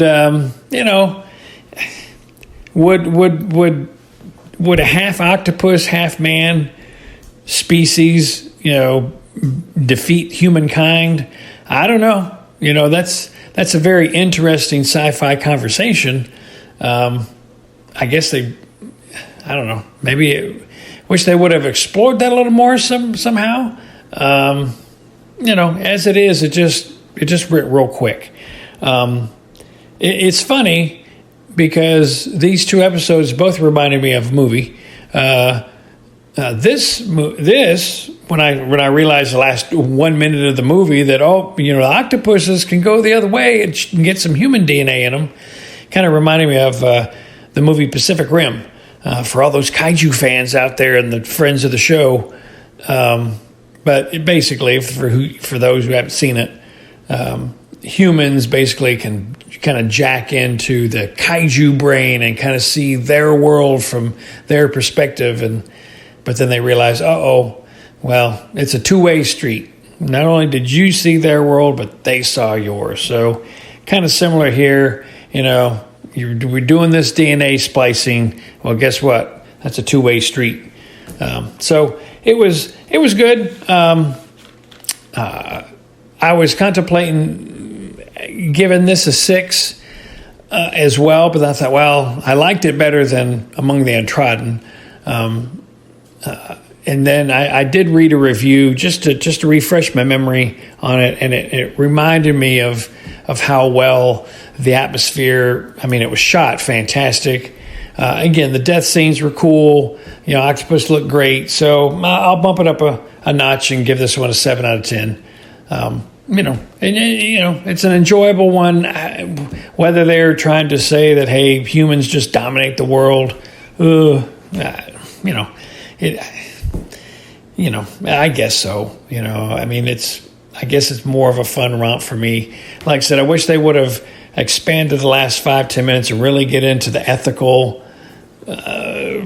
quandary dilemma of, experiments on animals, other things like that. Just get into it a little quick. But man, this was like the Cliff Notes version of something like that. So anyway, so all in all, these 2 episodes, enjoyable. Like I said, I wish Untrodden didn't have as much language, but they're enjoyable. So better than average for me, but nothing yet that's really knocked it out of the park for me. So we got a couple more episodes, so we'll see how that works out. So again, I'll be collecting your scores over at Flick Chat. So I'm going to check those forums now for these 2 episodes. I've not been wanting to see anybody else's opinions on that. So now I'll check on those and start getting some feedback from you guys in there. So I will talk at you next week. Bye. Hi, Tom. Chad here with a couple thoughts on Among the Untrodden and 8. Among the Untrodden felt like The Craft meets Mean Girls meets Twilight Zone. I really liked this one a lot. This one has emotional resonance, good suspense, a winding plot, and the essence of it for me was misdirection. I thought the protagonist was Irene, but instead it's Madison, who created Irene as a projection. I thought the moral of the story was going to be power corrupts, as Madison grew into her abilities with Irene's help, and Irene became corrupted by being part of the crowd. But instead, the moral arc was Madison accepting herself and letting someone, even a not real someone, be her genuine friend. Misdirection is a great theme here because so much adolescent bullying comes not from confidence, but from insecurity. So much human cruelty is preemptive aggression, itself a misdirection, obfuscating self-hate behind hate of the other. A standout scene was the party on the roof, where Madison and Irene sit alone on the ledge as their friends party behind them. As Irene gets drunk and falls, my stomach literally turned, partly because I'm afraid of heights. But this scene was also a really excellent metaphor. Just like Icarus flying too close to the sun, the metaphor for the moral arc that I thought they were giving us was really captured in that scene.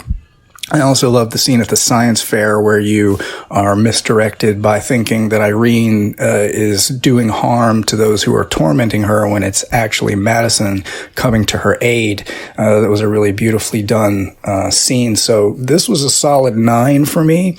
My only complaint is that the episodes in this season, including this one, they do have the morality and the meaning that the Twilight Zone episodes have, but they are really buried behind layers and they really take a lot of analysis to get to. Whereas a lot of my favorite classic Twilight Zones like Maple Street and Eye of the Beholder have a morality and a meaning that just punch you right in the guts. And these episodes, they have them, but you really have to dig and analyze. And I suspect that watching them 2 or 3 times will actually reap a lot of rewards. I think they're made in a much more subtle kind of way, but there is a little something missing to me in this scene in that regard. So moving on, episode 6 is actually episode 8, and I give it a solid 11 out of 10 points. How does it get 11 points when there's only 10 available? I'll get to that soon. I seem to stand alone, according to Flick Chat, in loving this episode, and that's fine by me. Look, here's the deal. A brilliant murder monster octopus stealthily kills half the crew of a deep ocean research team and ultimately overthrows humanity as the dominant species by wrapping itself around an iPhone and stealing a Chinese researcher's DNA. How can anyone not immediately see this as deserving of being in the upper echelon of great Twilight Zone episodes? I mean, come on. So this episode, the theme to me was secrecy and deception. We're clued into an apparent secret affair early on. The environmental research mission of the voyage itself is secretly not what it is purported to be. And that secret is actually secretly known by the Chinese scientist who is doing her own clandestine work while pretending to be part of the regular voyage's environmental mission. So all of them are blind to the secret plans of the brilliant murder octopus that's going to dethrone humanity. So this one is all about secrecy. It's all about deception. And If all that isn't enough, we are treated to extended clips of Rod Serling narrating an ocean documentary. I believe this is The Undersea World of Jacques Cousteau, but I could be wrong. That's how it gets the 11 points. Giving these clips of Rod Serling doing that documentary in an Ocean Voyage episode of The Twilight Zone, that's at least 2 extra credit points right away. And I go ahead and give this episode 9, and 9 plus the 2 extra credit points gives you 11, right? So that's why this is the best Twilight Zone episode of all time. Disagree if you want. That's fine. This episode, you know, whereas the Among the Untrodden was like The Craft and Mean Girls meets Twilight Zone, this one was Twilight Zone meets H.P. Lovecraft with a nod to the 2019 plot of Godzilla King of the Monsters. That movie, if anyone hasn't seen it, the message there, the plot there is basically that humanity has wreaked havoc on the planet, on itself, and on every other species, and it's time for us to go. And I really can't argue too much with that.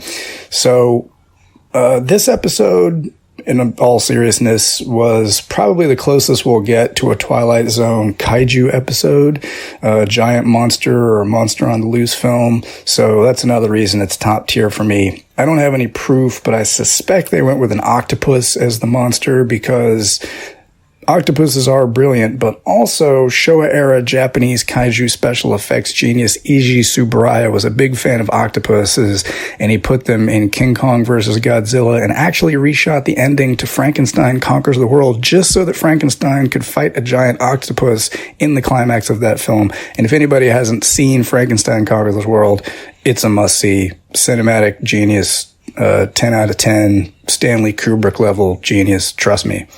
Check it out. Anyway, that's enough for me. The only other thing I would add is that my ratings for this season are really only based on the writing and the stories, because everything from set design to the acting to the direction to the tone and quality of the series. I remember you saying, you know, is this going to be a premiere type of show? And it absolutely is. So it's 10 out of 10 as far as the acting and the designs and the cinematography of every episode. So my ratings are really just based on story, and I don't really know if that's the right way to do it, but you know, everything else is perfect. So anyway, that's more than enough for me, and can't wait to see what's next. Cheers. Hi, Tom. It's Adam. Well, I've noticed a trend with these episodes so far. With us watching them in couplets, I tend to be giving one of them a lot of praise and the other less so, and this week's no exception. First, cutting right to it, I really loved Among the Untrodden. I was actually bracing myself for it based on some of the hints that I had heard about this episode, but I went in knowing nothing about the plot, and I was really surprised by how much I loved it. I know that you will do an in-depth analysis on the episode, so while I do have a lot to say about this one, I'll stick with just a few specific points that I noticed. First, I thought the episode did a really good job in sticking to its own rules. In some of the episodes, the rules are somewhat loose, which lends to a convenient out or in for the protagonist, which I think can hurt the integrity of the episode. In this case, the rules were established early on, and the twists followed those rules. Madison could create things with her mind, but it would disappear after its usefulness had been fulfilled. And this had an excellent payoff in the end, but we see it happen within the first few minutes of the episode, even though we didn't have any idea of what it means. She threw a pencil at Irene, and we watch it disappear, and we might assume that it was Irene that made it disappear, not Madison. And so I love an episode when watching it on a second time gives you answers to questions you didn't even know to ask the first time around. Second, in one of your recent episodes, I think it was the interview with Wynn Rosenfeld, but I'm not certain, but you had discussed that the narration is not intended to add to the story at all, just to enhance it. I like that concept, and I think it's in line with how Serling approached his narrations. However, in this episode, I will admit that I would have been lost, at least on the first watch, if not for Peele's closing narration. And I don't think that's a bad thing in itself. I like that he explained what I almost understood but wasn't fully there, that Irene was a creation of Madison, and that this new girl was Madison's way of creating a new friend every time she needs one. This is an excellent twist. You have this sad figure with a lot of power who creates friends, then accidentally destroys them and creates a new one. It's an even more disturbing version of Anthony Fremont while being a more sympathetic character than he was. Third, just a tidbit, but I had shared last season about Jordan Peele sporting the Hamilton Ventura watch that Serling was famous for wearing, and I noticed that it's on full glorious display in this episode during the open narration. For those who aren't familiar with the watch, it was the first electric watch ever created, and it had a retro science fiction look to it with a triangle-shaped face and an Art Deco style wings. Because of its retro science fiction style, it's the official watch of the Men in Black, and it was famously sported by both Rod Serling and Elvis Presley. I absolutely love the details the producers put into the show to give Peele even the same watch that Rod Serling wore. It's that level of attention to detail that I think has made the show thrive compared with previous reboots of the show. I have a lot more to say about this episode, but chances are that most of it will have already been said, and so just suffice it to say that I really love this episode, and so far it might be at the top of the series for me. As for 8, I did not hate the episode, but it has issues for me. It honestly felt less like a Twilight Zone episode to me, and more like an episode of the 90s reboot of The Outer Limits. And I happen to enjoy that reboot, so looking at it through that lens, I can easily enjoy this episode well enough, but it didn't really capture the feel of the Twilight Zone for me. A lot of comments have been made in the past about the length of the episode hurting the story. I remember there was a lot of feedback given for episodes like The Comedian, in which many felt that it could have been a tighter story if they had stuck with the confines of 30 minutes. I actually felt this episode had the opposite problem. Keeping it at a mere 31 minutes, I think, hurt the potential of the story, and the ending felt really rushed to me. But, frankly, that wasn't the only problem with it. It's the Twilight Zone, so I expect to suspend disbelief, but this stretched to the breaking point for me. A super intelligent octopus? Yeah, sure.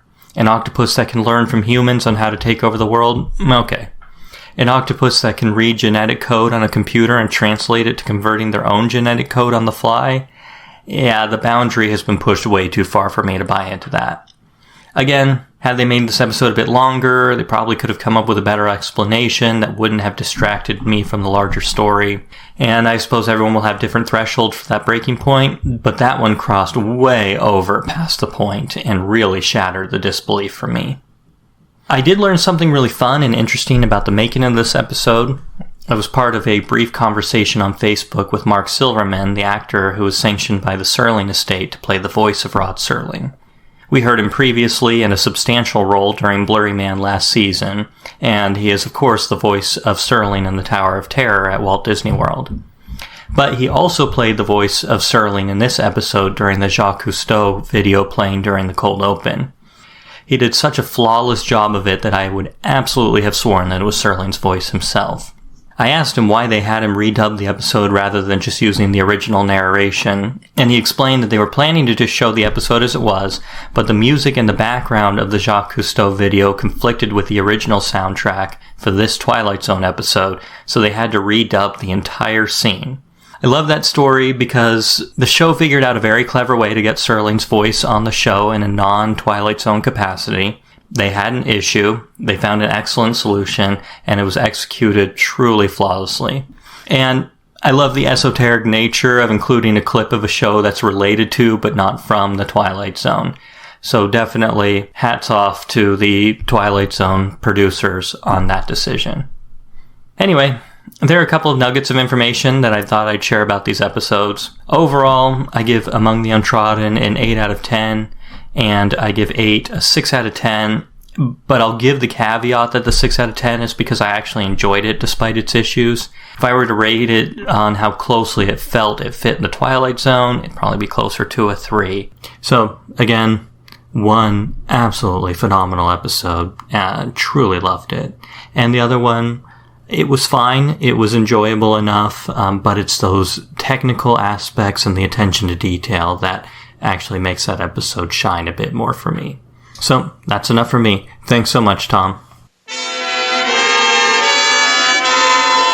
Hey Tom, Matt here from Anthology Podcast, a podcast where I watch and review The Twilight Zone as a first-time viewer. Here with some quick thoughts about Episode 5 from Season 2 of CBS All Access's The Twilight Zone, Among the Untrodden. I really loved this episode. I thought that the the location of the boarding school that the girls were in was really just a breath of fresh air and different from other episodes in the series. And the character dynamics between these two characters, Madison and Irene, I thought that it was just really spectacularly written. The way that this episode captures just high school life and being a teenager and being unsure of yourself. This episode to me is all about identity, and I thought that it was a really interesting dynamic to have Madison be this character. Those characters reflect each other was really well done, because Madison does conjure Irene in order to have her bring her out of her shell. But I love that Madison is this person who seems to have it all, as Jordan Peele says in the closing narration, but wants desperately to just be herself. And she doesn't want to admit that she wants to be herself, but she wants to be herself so much that she has Irene conjured up to bring her out of her shell. Whereas Irene is someone who just wants to fit in and is willing to change who she is in order to fit in. I just thought that those two characters were really well done. And the two actresses that play them, I thought that they did a phenomenal job. Both performances I thought were fantastic. Like there's a moment where Madison notices that Irene has tried to do like her makeup and everything, and Madison offers to help her fix it and everything. It's just such a genuine, such a small scene, but it is the most cheery and happy we see Madison in this entire episode, because this is her lowering her shields and letting her become a friend to this person that she's spending time with. And I just thought that was a really powerful scene that was done really well, like performed very well from the actress playing Madison. I thought that she did a really great job. And then the lighting and the set decoration, like that bathroom, the bathroom set was really cool. Like it's an abandoned bathroom and it's covered wall to wall with graffiti and everything. It's just very dark and kind of I don't know, just dark and just kind of gross a little bit. And then the scene where they're in the hallway and the teacher comes up, I love just how dark that is and how the light is really only on the girls' faces. And it's just, I don't know, I thought that the cinematography and the direction was really great in this episode. Overall, yeah, I was really floored by it. I'm a huge fan of Stephen King, and I felt like this episode from the start, I was thinking that, okay, this is going to be kind of a riff on Carrie by Stephen King, and I'm so happy that it wasn't, because like it does its own thing. It moves over into its own existence and its own story and everything. While there are some like clear influences from Carrie in it, like this episode makes it its own thing, and I really loved it for that. So those are my thoughts on Among the Untrodden, one of my favorite episodes of the season. I really, really enjoyed it, and I can't wait to hear your thoughts and the thoughts of others on this podcast. So thank you so much once again for doing this, and I'll talk to you soon. Hello, and welcome to this episode of The Twilight Zone. This is episode 5 of season 2, Among the Untrodden. That's my best Tom Elliott impersonation. That's the best I can do. That's all I can do for you. My name's Chris Phantom. Tom, thanks for giving me an opportunity to review this episode. I've watched this show for many years as far as the Twilight Zone goes, and goes all the way back, and I've binged the entire second season right now, and I'm loving it so far. Overall, it's really, really good. But this is by far my favorite episode. Among the Untrodden is probably my favorite Twilight. It's amongst one of the best Twilight Zone episodes I've ever seen, ever.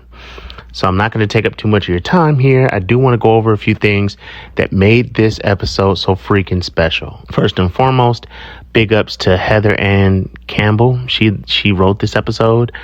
It was original.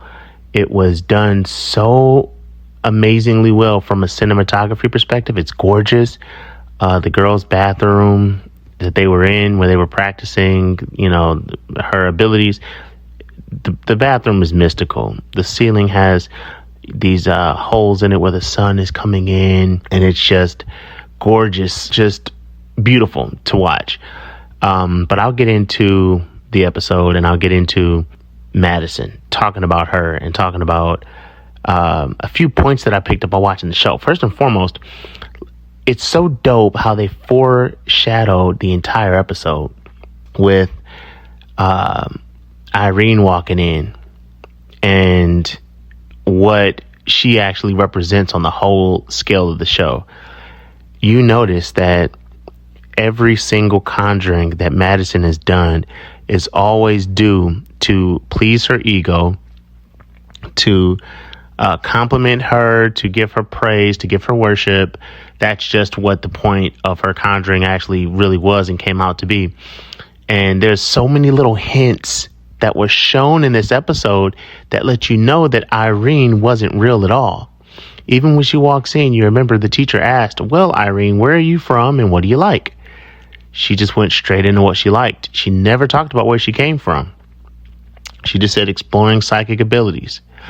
And it just really just continued to manifest itself. Even when she grabbed the pencil and tossed it at the back of Irene's head, that pencil was nowhere to be found when she was looking for it at first. The camera panned to her drawer. It wasn't there. Then it appeared.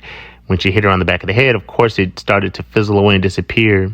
And it was really awesome foreshadowing how they showed that. And what would come from there. But just getting into the character of Madison. What she's villainous, she's mean, she's self-absorbed, she's arrogant. Why is she this way? Why is she so caught up into herself? And why does she shut herself off from everyone? And even the friends that she has aren't really her friends. She's not that close to them.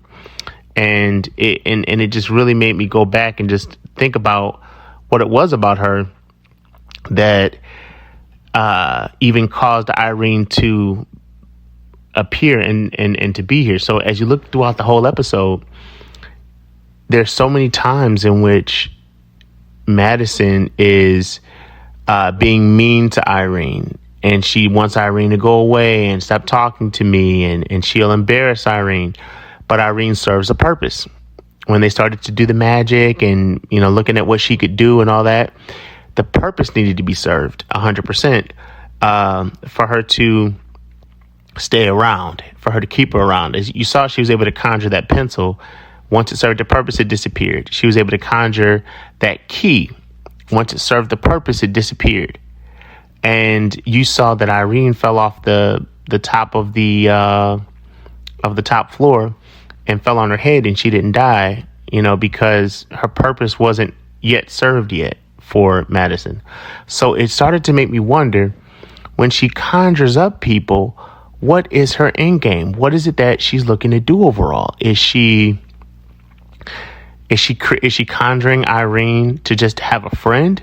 I don't think so. I think she conjured Irene because deep down inside, she had a desire, an unconscious desire to learn her powers, learn her mysticism. She conjured someone that could be a friend, but at the same time, reveal these abilities that she has. And she's been using these abilities to, be mean to people and things of that nature.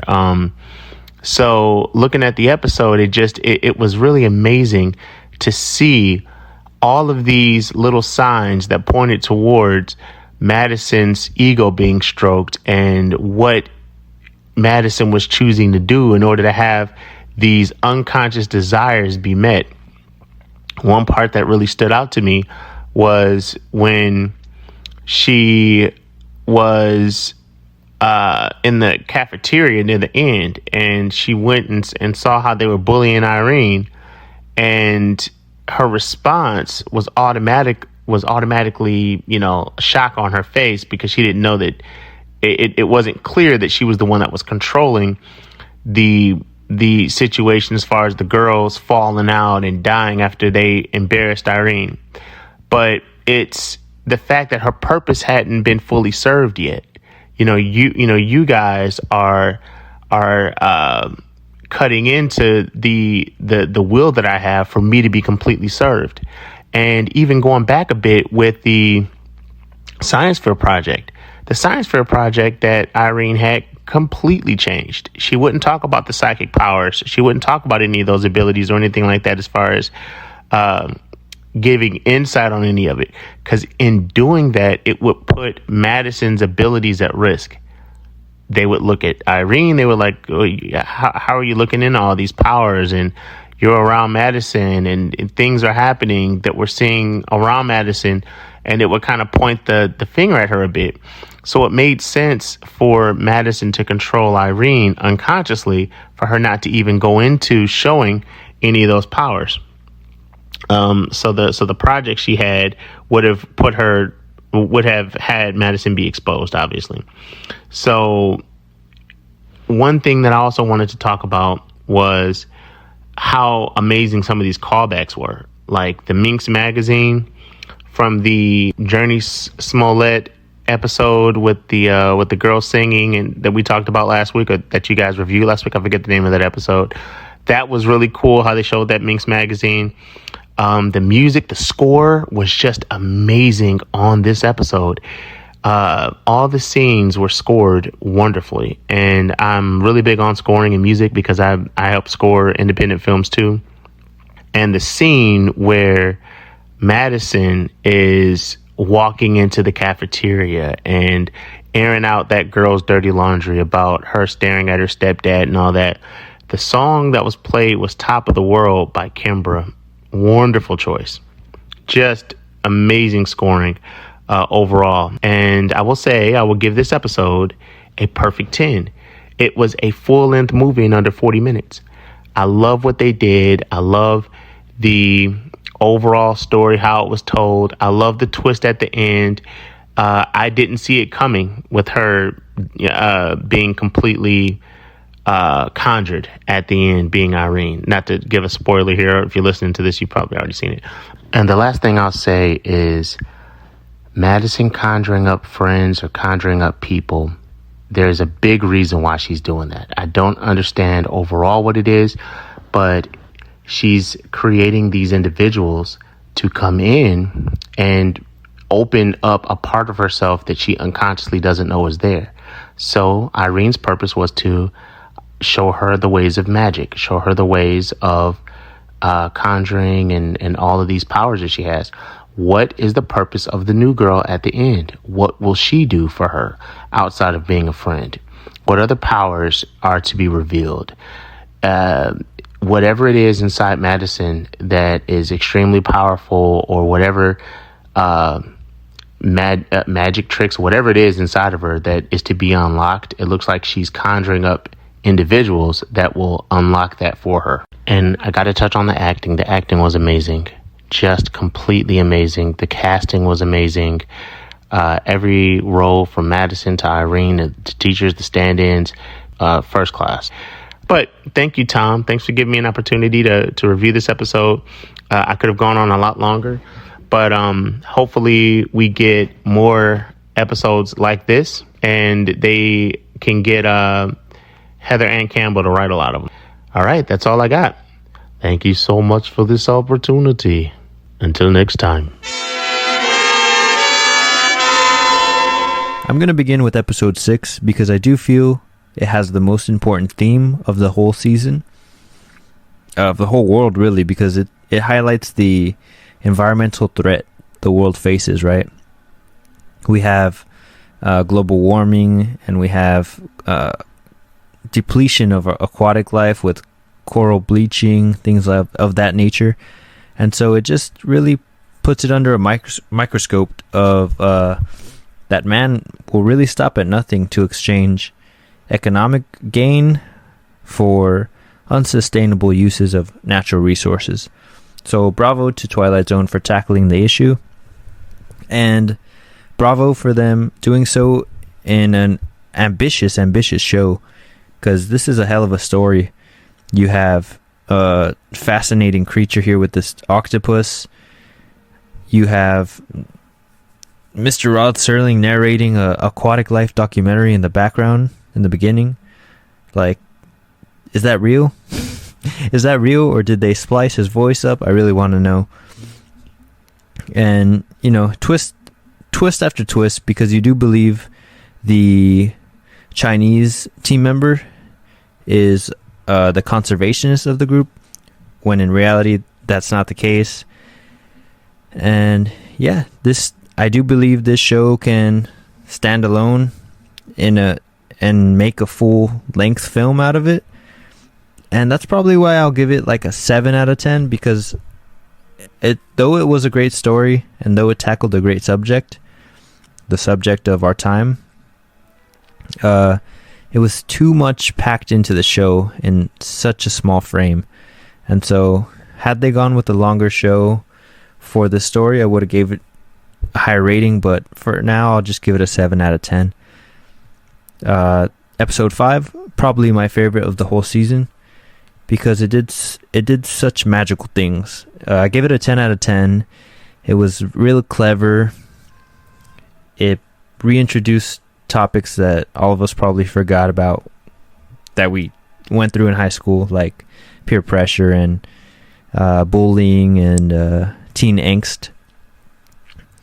And it did so in a very human way, because I think everybody wants to have friends, right?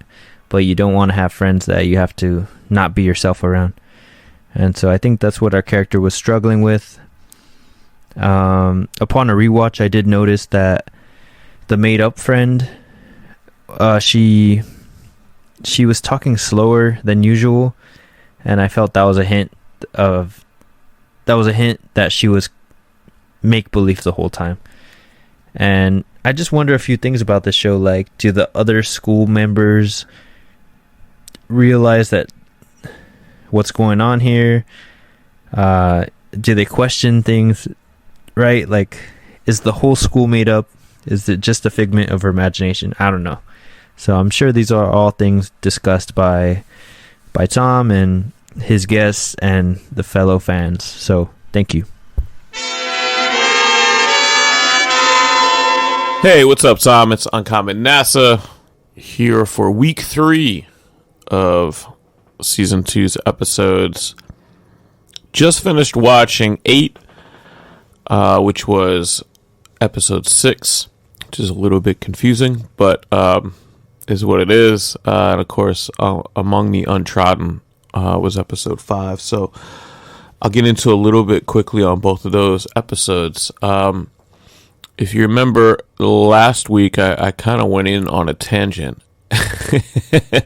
and was a little bit unhappy, I guess, with the episodes. And it's a weird unhappiness because there's like such a high level of production to these episodes. It's just that at its core, I feel like they're not hitting what the Twilight Zone is this season.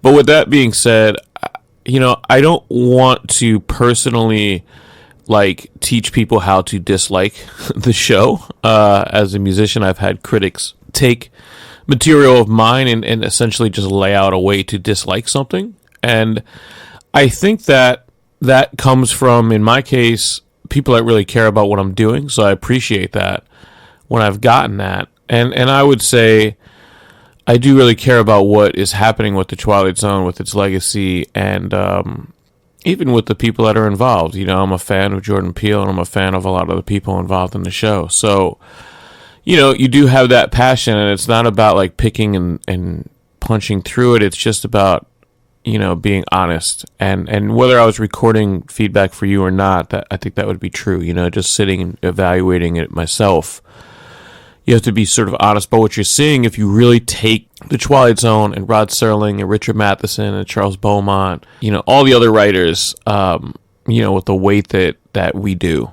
So that being said, let's get into the episodes again. I was able to sort of refresh. I watched the first 4 on Thursday. I watched the 5th episode on Friday and the 6th episode on Saturday morning. It's now approaching Saturday afternoon. I think I got enough distance, though, to kind of refresh. I had said that last time, that like the ending, and this is not even embellishment, like the ending of the first episode threw me into a tailspin where I didn't even know what evaluate anymore. And or not evaluate's the wrong word, because that's not how I'm watching the episodes. I'm not sitting on the edge of my seat ready to judge them. If anything, it's the opposite, where like I came in really open-minded to whatever direction the show wanted to take. I went into episode 5 really open-minded, and I thought it was a good episode. I thought it was probably, of the 6, probably my second favorite episode that I saw of them.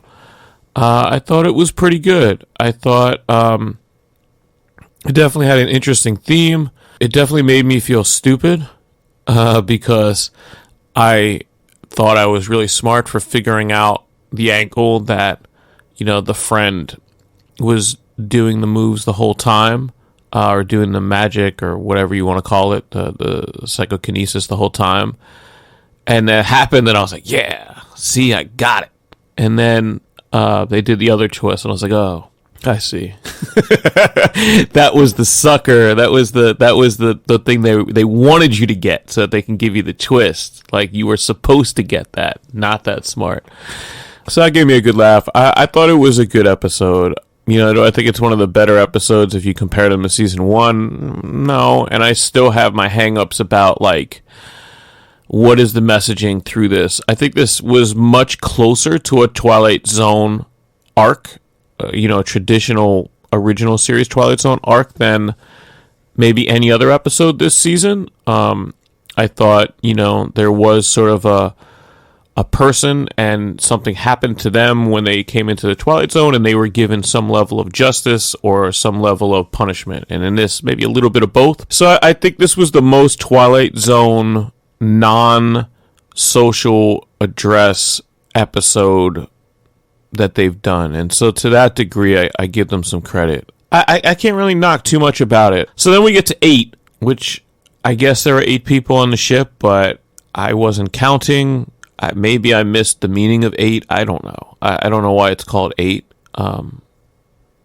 It's a stupid thing to point out. But in any case, the octopus looked really dope. I actually used to really enjoy eating octopus, particularly in Mediterranean-style salads. Roasted is how I really liked it, with oils and all that, and it was sort of like my thing that I had discovered, as a little bit older, in my mid-30s. That was sort of a unique, weird thing that not everyone can tolerate, and I was eating it, and I enjoyed it. And it shows you sort of like the egotism of food, to some degree, because then I had heard a couple people randomly were talking about how intelligent octopuses are. They can open jars and count. And I'm sure there's a lot more that they can do that we probably don't even understand. And I stopped eating octopus when I started hearing all those stories. I just felt like it was unnecessary to like go to that length to farm and kill like something that was that intelligent. That brings up a whole other efficacy of food angle. Like, well, if you feel that way about octopuses, why don't you feel that way about chickens? I don't think that's what we're here to discuss. But that being said, it does give you something to think about, and it just, just from my perspective, like, it didn't surprise me that they chose an octopus to be this hyper-intelligent creature. Whereas if you maybe don't have the experience eating octopus or hearing about their talents and their skills, you might be like, why an octopus? So there is some actual real life stuff to it. I was really amazed at first, and still am impressed. I heard like the Rod Serling, and I was like really pumped to hear Rod Serling doing the narration for like the sort of older like Jacques Cousteau or whatever it was, like sorts of, I've never heard them, or but I knew that he had done reads for that sort of programming. And at the end of the credits, I saw that it was actually an impersonator that they voiced. I don't know why they didn't use his original voice, but it fooled me. I thought it was him. So props on that. And also another thing that I'll point out, another tidbit is, which is sort of good and bad for the episode. So the guy who plays Larry, I think his name was, the bald guy with the beard, fairly likable character, but the accent was really strange. And I at first thought, like, is this guy just really bad at doing a Cajun accent, a Cajun American accent? Is he supposed to be Southern? Where is he from? And then he's listening to music and he plays Heaven and Earth. And I happen to be, as well as a hip hop artist, I'm also a DJ and a huge fan of reggae music that gets into some ska and, really reggae throughout all the years. I know a lot about it. And I'd heard the term Heaven and Earth, as a rhythm from back in the day. I'm not like a wizard, so I did have to look up the song. And it is by the artists Don Drummond and Roland Alfonso, who are both instrumentalist musicians within the early ska and what these days you would retroactively call like the early reggae scene, sort of like pre-reggae Jamaican music. And, they were part of the Ska Lights and, played with Jackie Me Too being part of that group and all that sort of stuff. And I say all that to say, if you're a bald head of that age and you're listening to ska, you're probably English. And that didn't sound at all like an English accent. So I know that Tom doesn't respond directly to these audio feedbacks for time and all that, but I'm super curious, Tom, if you have ever heard anyone speak like that in England, or if that accent threw you off, or what you're hearing from English ears of that accent. I've been to England once. I was there for 9 days when I was there, so I was there for a lengthy amount of time. I wasn't in and out, and I didn't hear anybody that sounded like that. I mean, I heard people that sounded less, air quotes, English, to an American ear, but I didn't hear anybody that spoke like that. So I just thought that was an interesting tidbit. Like the whole connection with Jamaican music was interesting for me personally. The connection with the octopus was interesting for me personally, just because of my background and knowing about those things. But this episode also did something else that was dismaying to me. Is it was only 30 minutes. It was actually shorter than Downtime. And what I pointed out about Downtime is like, well, if you're not going to give me a huge political message or social strife message, like, make it short and it'll be interesting. And this was the shortest episode by my count of the season. And this episode left me like, wow, I really needed a lot more time. I didn't get to know any of the characters. I didn't get to know a lot of the background of how they got that project. Besides little tidbits, my wife pointed out that a lot of things were explained through dialogue. It was like they were just using the dialogue to kind of describe what was happening and why they were there, instead of actually giving you enough time to see them go through their motions and actually do things. I mean, it starts with, this creature killing the people in the beginning that were experimenting, which was already sort of I don't want to get into plot holes, and it's just not worth it, because I don't want to be like critiquey. I just want to talk about, for me personally, when I do these feedbacks for the show, like, I just want to get into whether it's Twilight Zone or not. I think that's more important.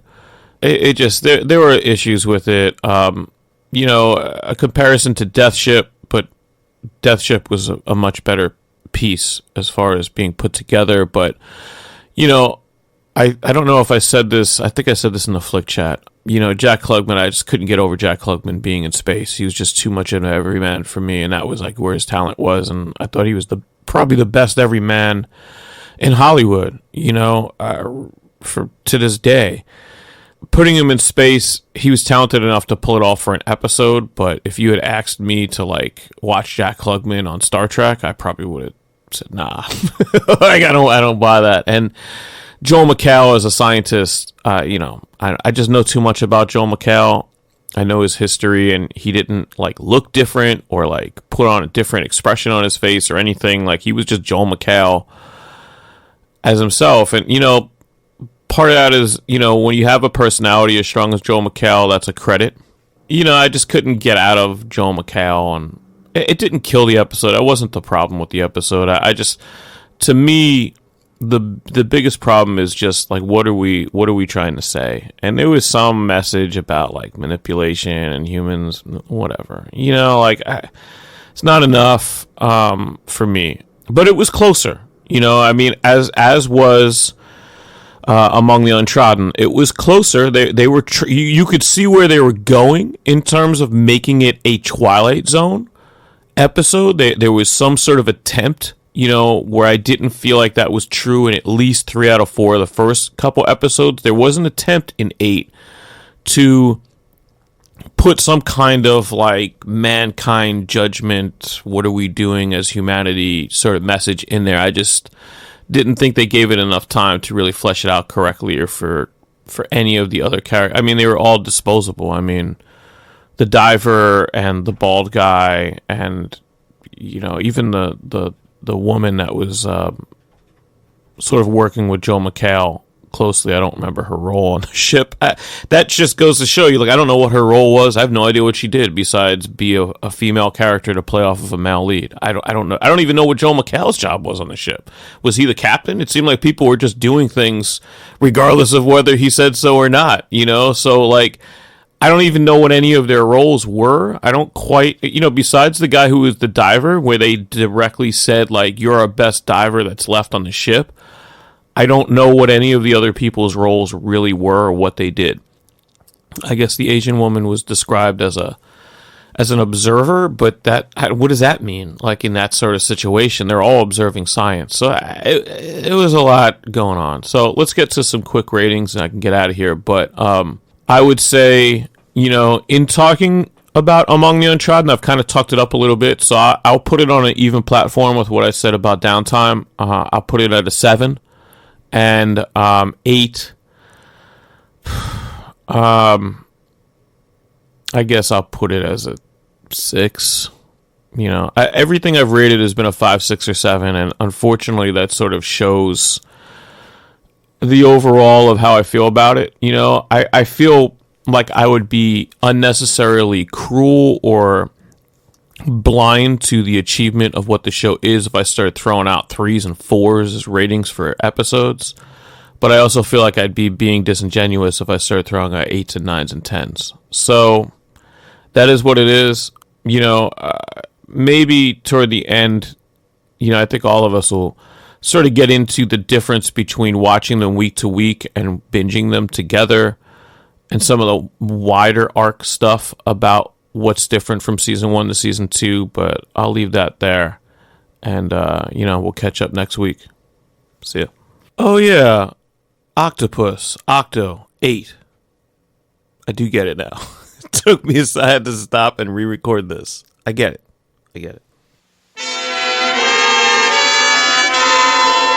Hey NASA, just to answer your question. Your question about the gentleman with the bald head and his accent.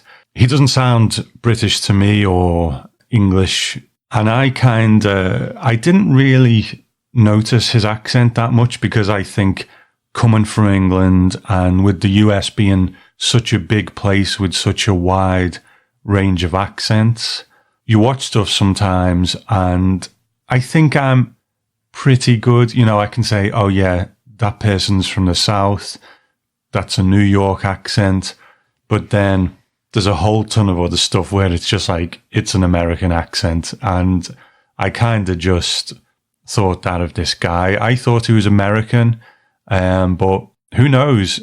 So I looked up the actor, and he is a guy called Tim Armstrong, I think, and he hasn't got a whole load of credits.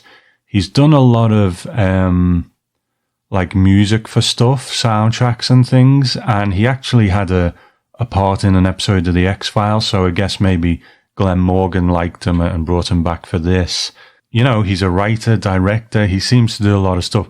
If I've got the right guy, because, he doesn't really look the same on his IMDb, but then there are pictures on there that make it look like it is him, and some of the pictures he is in a ska-type looking band, so I don't know. It says he's from Albany, California, and again, it's an accent that I probably wouldn't recognize. So sorry I can't give you a definitive on that one, man, but thanks for the question anyway.